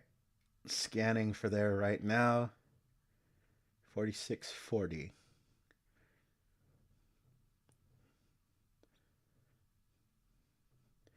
All right. Starting at 4636. Let's see. That might work, right? 9, 8, It would be 7, slightly off. 6, Yikes. 5, 4, 3, 2. Yeah, I don't know how to link the browser, so you're not going to get any video. Sorry. Congratulations! Congratulations!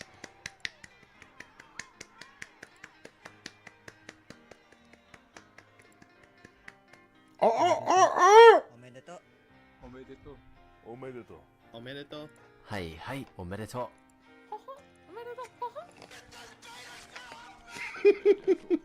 おめでとう。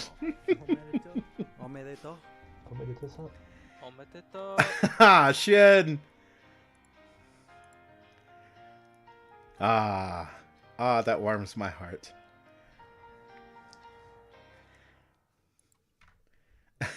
That was great. And what's next one? 5020? All right. 50. We're going to start at 5010. Oh my Alright. god, don't tell me it's muted again.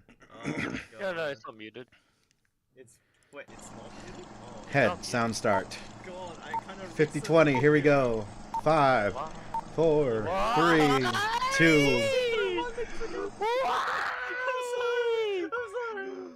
You fucking spaz! This is still a preview, not the final product.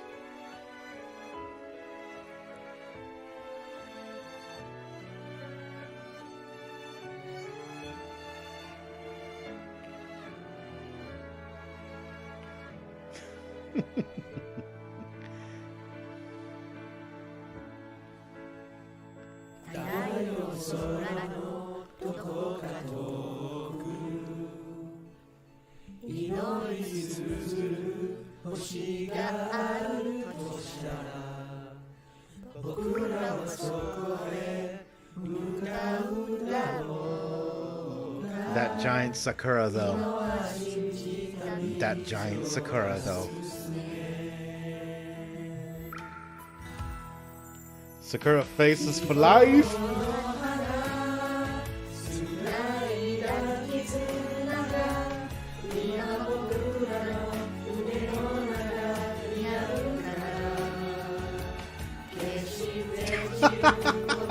Suisei!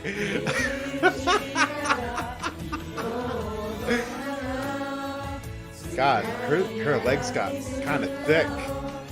I'm kind of changing my opinion on Suisei.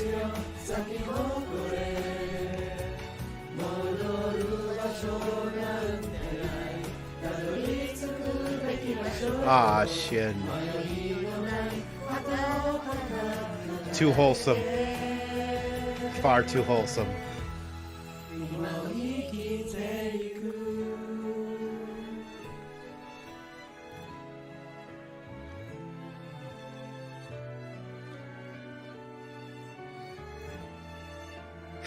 The Saint Quartz. I fucking love it, the Saint Quartz. Isn't that what we're all after? Hand in hand, we need to go after that Saint Quartz.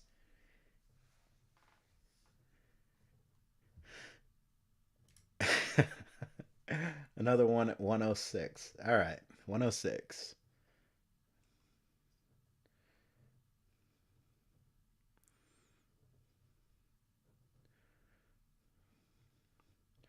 Damn, right at the end, huh? 106.25. Whew. All right. 106.08. We'll start there. And now a message from our sponsor.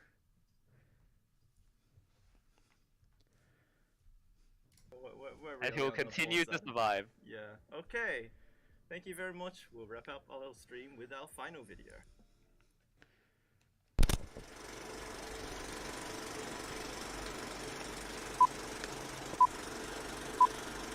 Five, four, three, two, one. Happy New Year! Welcome to your least favorite FGO YouTube channel, Pran. Do enjoy your stay, as the content is terrible Yes, and him! inconsistent. Until then, don't forget to like and subscribe to Pran, Yes! or else, if you don't subscribe to Pran, I'll prank you.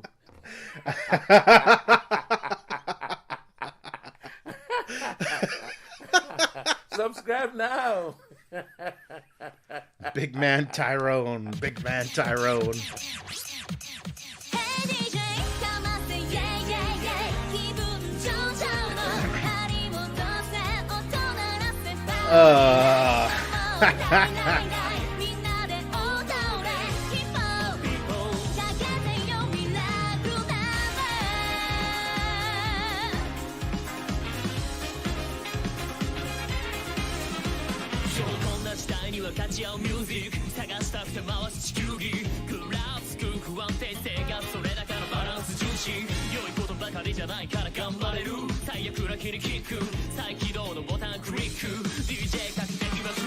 Or I'll brand you.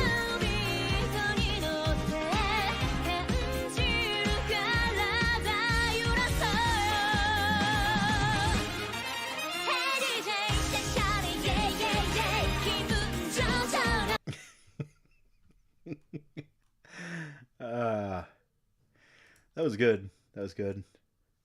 I wish I wasn't such a boomer and could figure out how to actually make it display on the screen. But I hope my reaction was good enough. I mean, if you really want to, you can go back and edit the two together, or maybe I will if I can be bothered to. I know the channel needs more videos, not more live streams, so maybe I will if I can be bothered.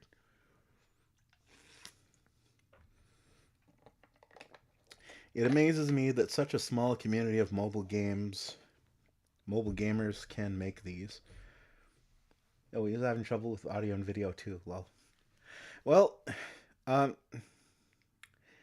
yes, the size of the community isn't really all that isn't really the obstacle.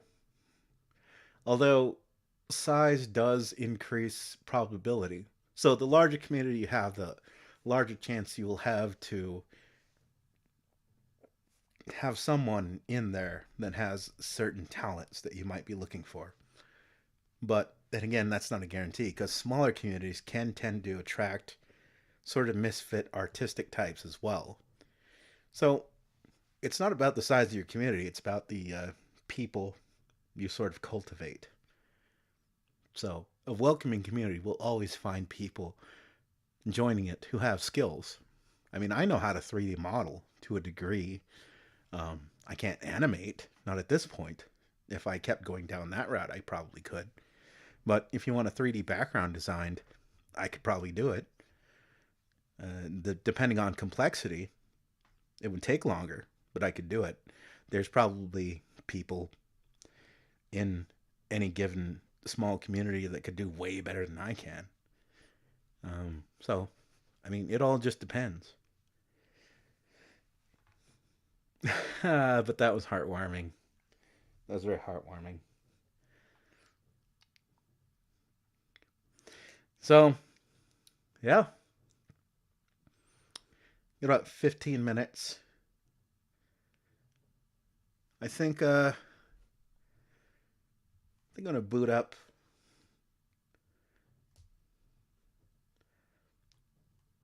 What the fuck? Let's do a quick mini motorways.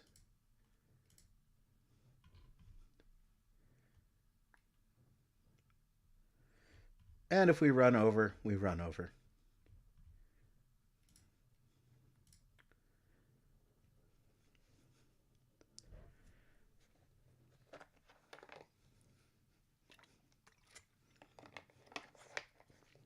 Gotta go fast?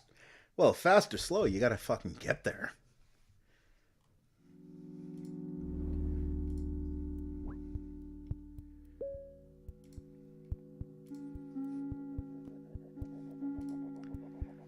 There we go. All right, let's go back to the basics. Los Angeles. Just so that we can relax in Cali.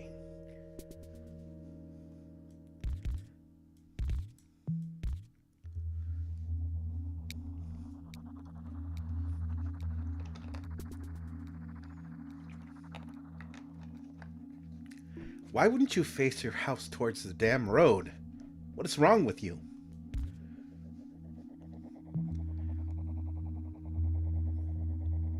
Do you need me to change your underwear for you too? Fucking orange people. I fucking hate orange people. Wait, no. I meant that as a joke. There's probably someone out there who will probably think that is political. That is not political. That's a joke.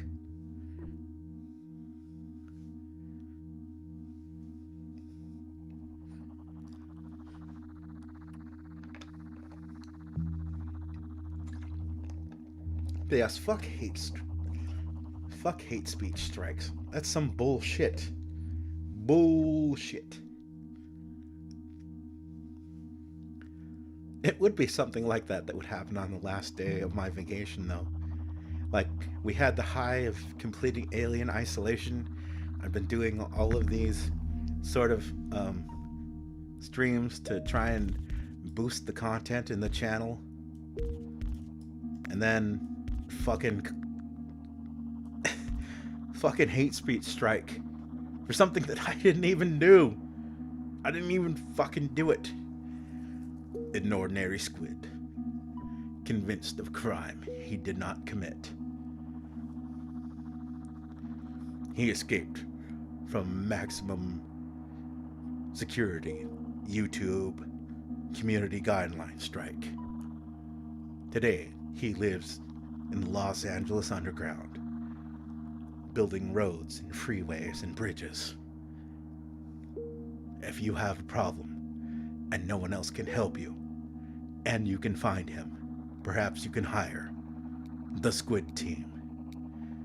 Bum ba dum bum, bum bum bum, bum ba dum bum, bum bum bum. To be continued. Bum ba dum bum ba dum ba dum bum ba dum ba dum bum ba dum ba dum bum. You're driving across dirt. What's your problem?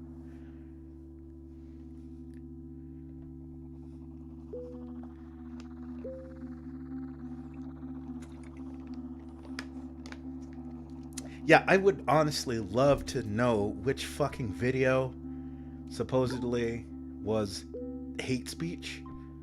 I'd love to know. Really would.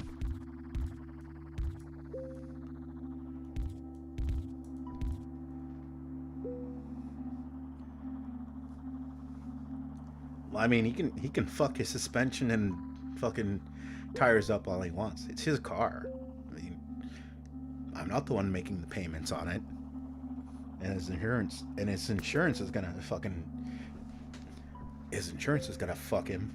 as soon as they realize what he's been doing with the car. Oh, your car broke down. Why is that? Well, it's suspension problems. Why is that? Oh, you were off-roading. Okay. Well, we're not paying for that. Fuck you.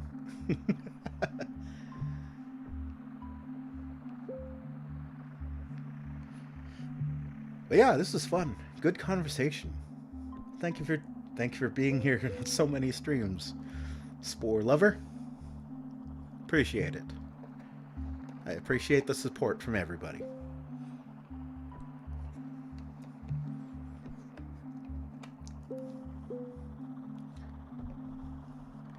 These games are gonna make people go study road engineering to master it.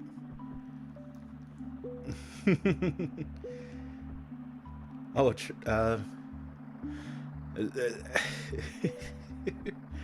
I think that is actually a fucking field of study.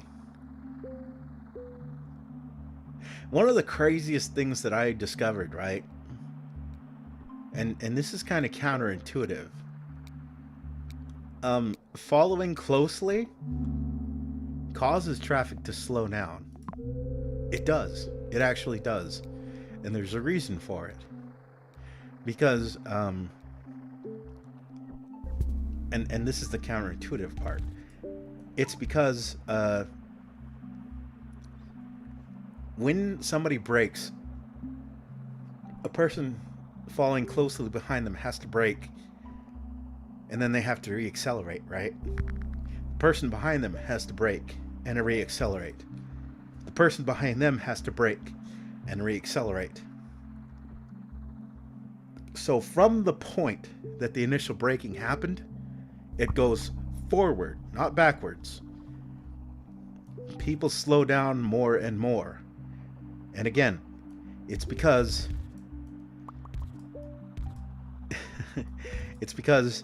at the point, that's when the event happens, and then after that, you have to adjust to the event, but you can't go backwards in time. It's sort of, if you think about it in linear time, you can't go back and past and be accelerating before the event happened, because up to that point, you were just moving forward naturally. You have to adjust after the fact. And so every single person has to adjust after the fact. And when that happens, you get traffic fucking jams. It's a chain reaction. It is. And there's a video I watched, and this is literally what happens. They put these people on a circular track, like a roundabout, right? And they had them follow each other closely. And then at one point, someone braked suddenly and then just accelerated. And what they found was, if the person braked here, right, and they start accelerating, the traffic jam went forward. And obviously it's because of that reason. Because it's not going to go backwards. It's just going to jam everything up. And it's going to keep jamming everything up.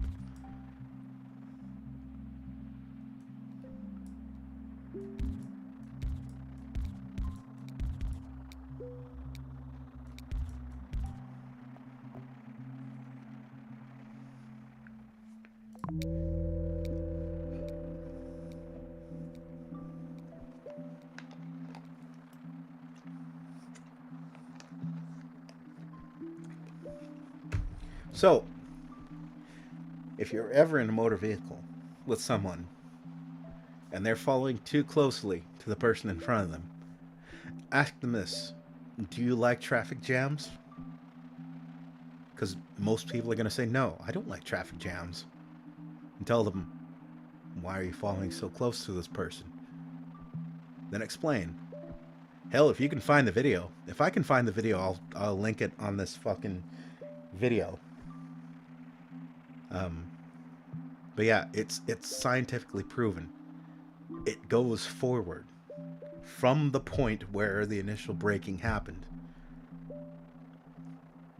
And again, like in my simplistic explanation, it makes sense. Person brakes, they have to accelerate. Person behind them brakes, they have to accelerate. Person behind them brakes, has to accelerate. But it's all happening from that point. And every single person behind them has to do it. And so it's just going to continue until the line catches up. And if every single person is clumped up that close, it's going to fuck everything up. But people think, you know, the genius fucking car drivers think, well, me driving up ass of car in front of me means me get there faster, 'cause me smart. No, you fucking idiot. You are not getting there faster. You are doing 60 miles an hour on the fucking freeway, regardless of the person in front of you.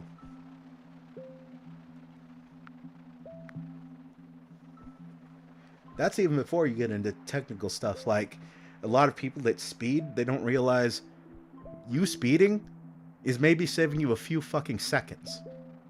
That's all you're saving, a few fucking seconds. Where speeding actually adds up is over time. Meaning, you're only going to improve your time over long distances.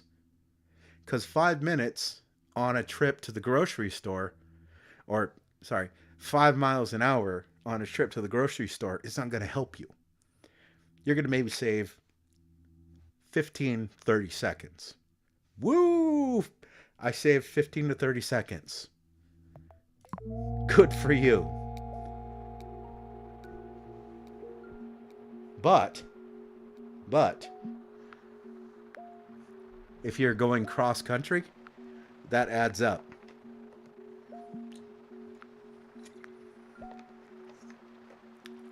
$30 seconds saved every mile you drive over 500 miles is going to add up. It's not going to fucking add up over, say what, maybe 25 miles?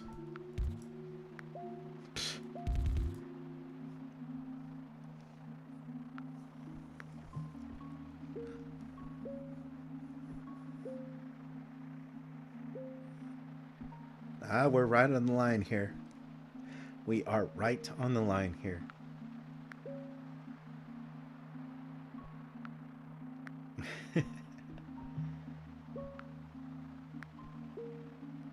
But yeah, try telling somebody that. They will get defensive as hell, but they don't know what they're talking about. That's the funny thing. Like, imagine getting an argument with somebody who is like, no, me riding the ass of the guy in front of me is getting me there faster. And then ask them the why. Why? How? How is it getting you there faster? They won't have an answer. But they know it. They know it's getting them faster. They know for sure. They can't prove it, but they know it. They have no reason to believe it, but they know it. Because they're a fucking idiot.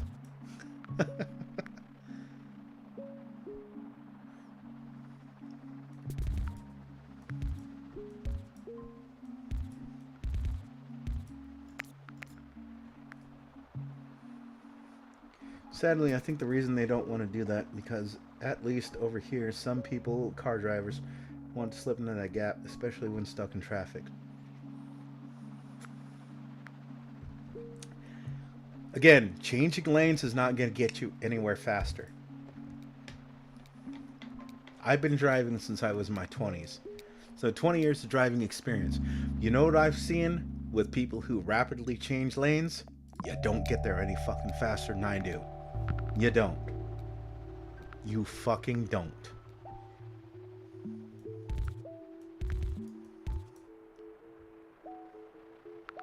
You know what else doesn't get you there faster? Revving your engine. You know what else doesn't get you there anywhere faster? Driving past me really quickly and flipping me off.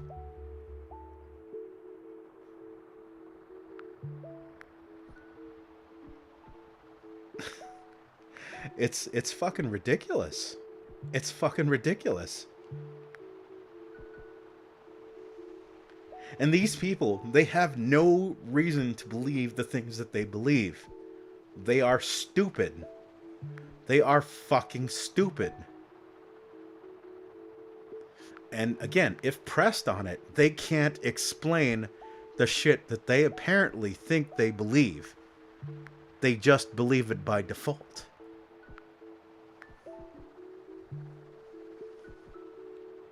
Me ride car ass in front of me. Me get there faster. Me honk horn. Me get there faster. Me do X. X happens faster. Prove it. Me no need prove it. Oh, grug smart, you dumb.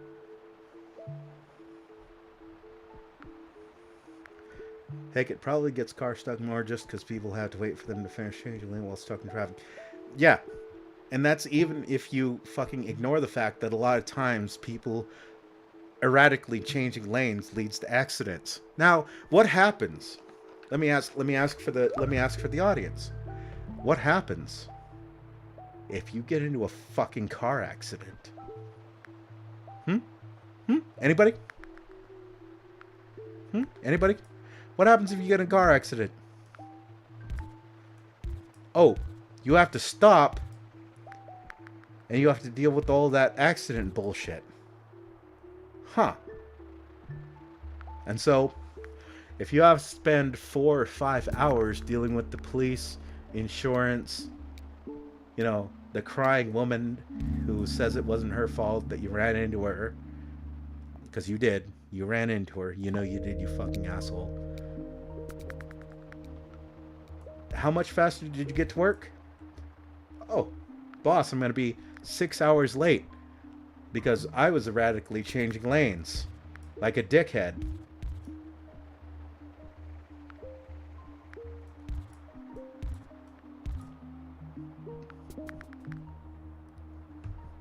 Sure got you there faster, didn't it? 6 hours late for work versus, what, maybe 15 minutes late for work? Do the fucking math, you idiot. If you even fucking graduated.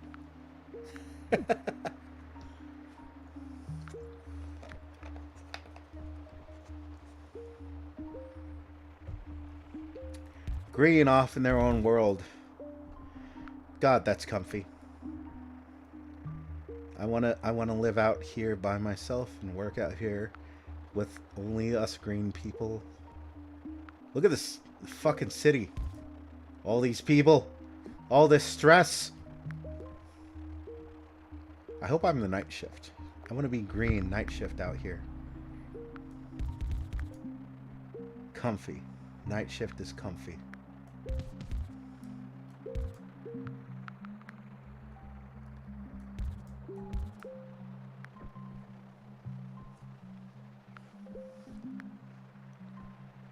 Wait, why are you working over here? Why are you like this? There you go. How about a freeway? How about that? You were off in your own little world. Why do you want to be with the normies? This is fucking normie civilization over here. It's alright. We got the freeway. I used to work at a place. I had like a half-hour drive. No, it was like a 45-minute drive to work. And a 45-minute drive in the middle of the night. And God, that was glorious. Imagine you in the road for 45 minutes. No traffic. No bullshit. Just you, the road, and whatever music you were playing. You could just put on good vibes and roll until you got home. God, I miss that job a little bit. I really do miss that job.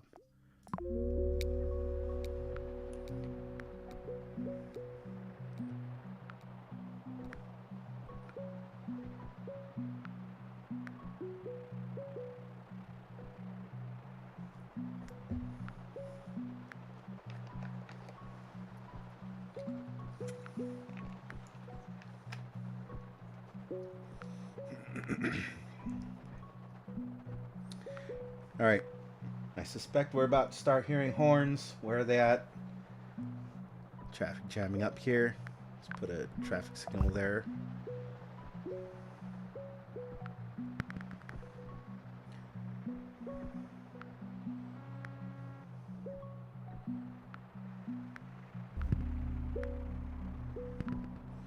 Why? Why are you like this?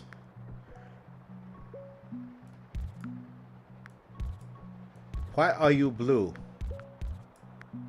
Abba-dee dabba-die, dabba-dee dabba-die. If I don't eat, I will die.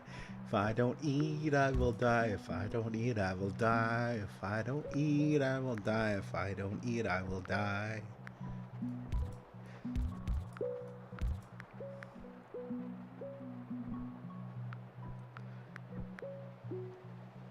Honk honk, motherfuckers.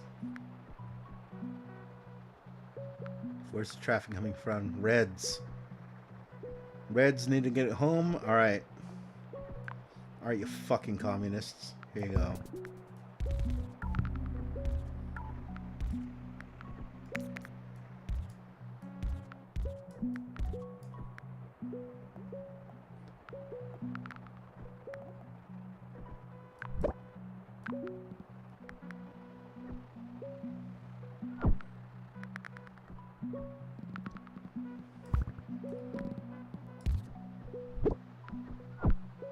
Get in the freeway, you assholes.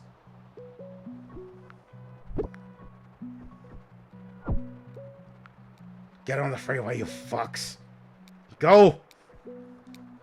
Fly, you fools.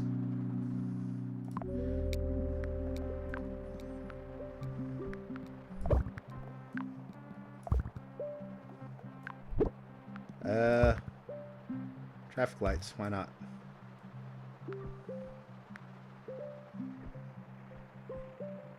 Whew. Whew. Oh, that should move the problem elsewhere. Well, fuck me, I guess.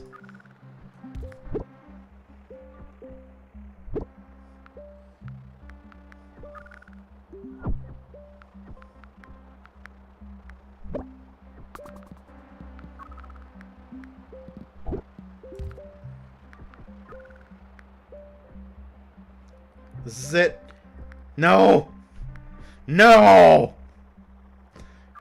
No!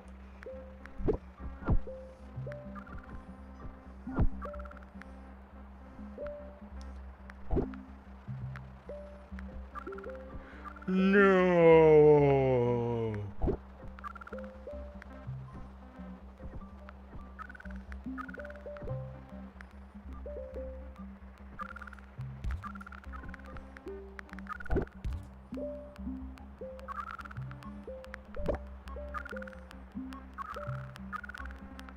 Go! No!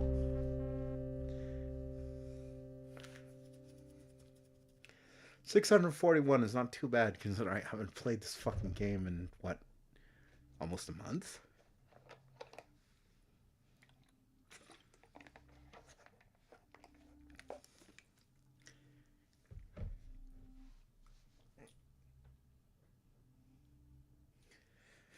Alright. Well, that's pretty much it. I hope you've enjoyed this vacation of mine. Content provided for everybody. I hope they all enjoy it, even if they weren't here for any of the streams. I always appreciate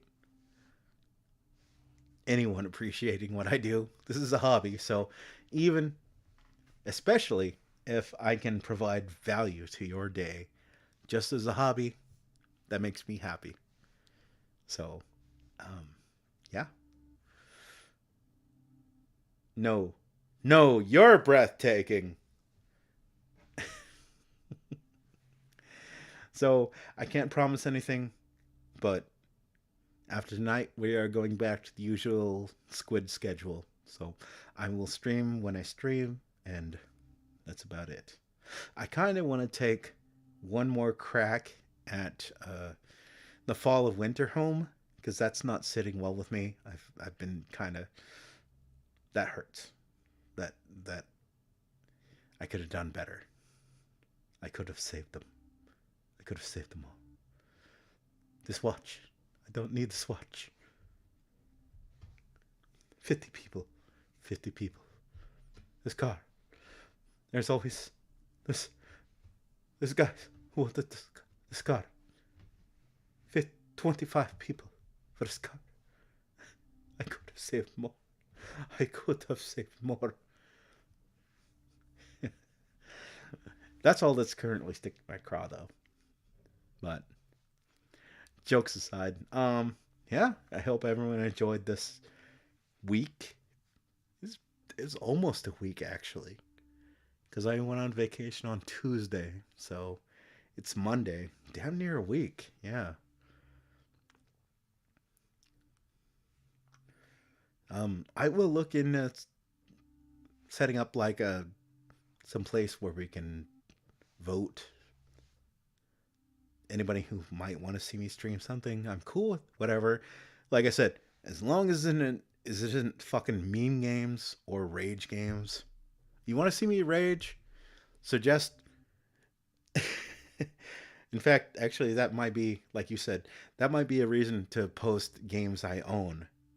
Because if you want to see me rage, you can easily just say, "Hey, Squid, beat Contra."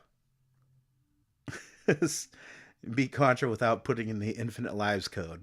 Squid, beat Homeworld.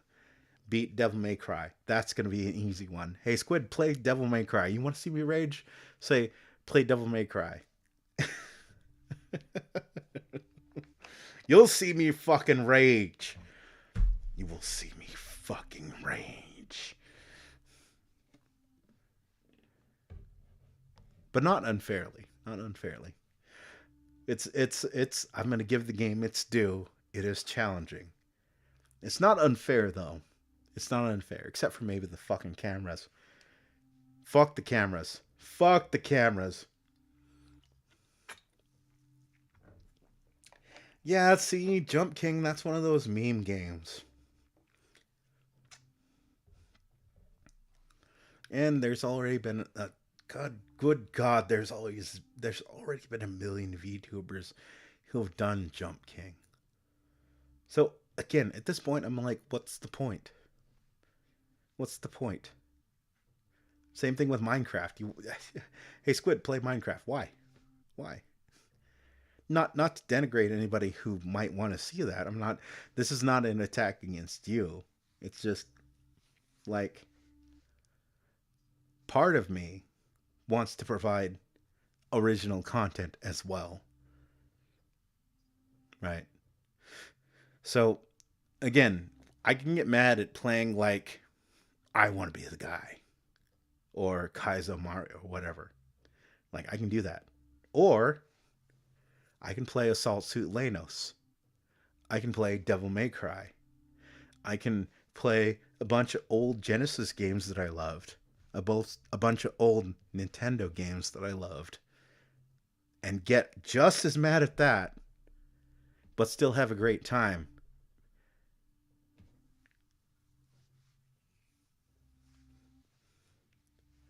But yeah, like you were saying earlier about Satisfactory. I'm kind of I'm kind of autistic. I have my autistic moments. I've never been tested. I don't know if I'm actually on the spectrum, but given the fact that I'm kind of awkward around people and I kind of yeah. I wouldn't be surprised if I am.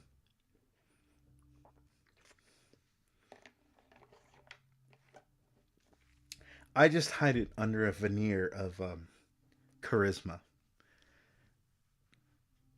But yeah, I think that like stuff like that exactly. It's more interesting when it's cooperative.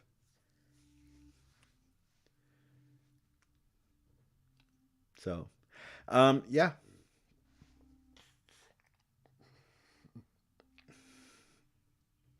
Psychology do be like that.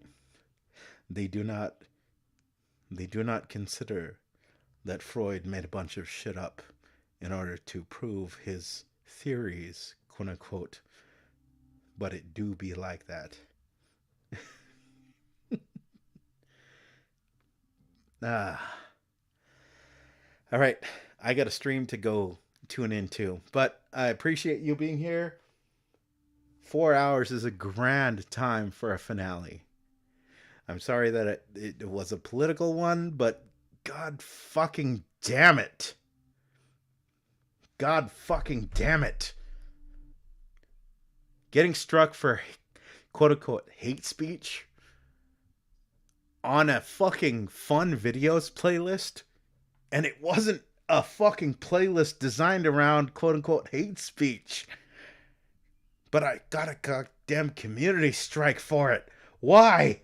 Why, YouTube? Why?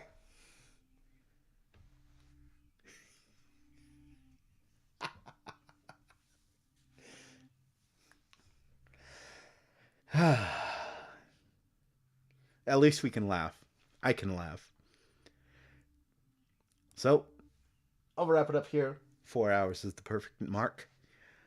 So, thank you, Spore Lover, Cran, Suj, everyone that's tuned in during this vacation. I love you all. Shin, my man. Cannot wait for the next stream. Hope you're doing well. I'm open for a collab. We just need to get that sorted out. Which means that I need to get over me, but I'll work on that. Everyone else, I'll see y'all out there, and well, you know what I'm about to say. Take her easy. Whatever you do.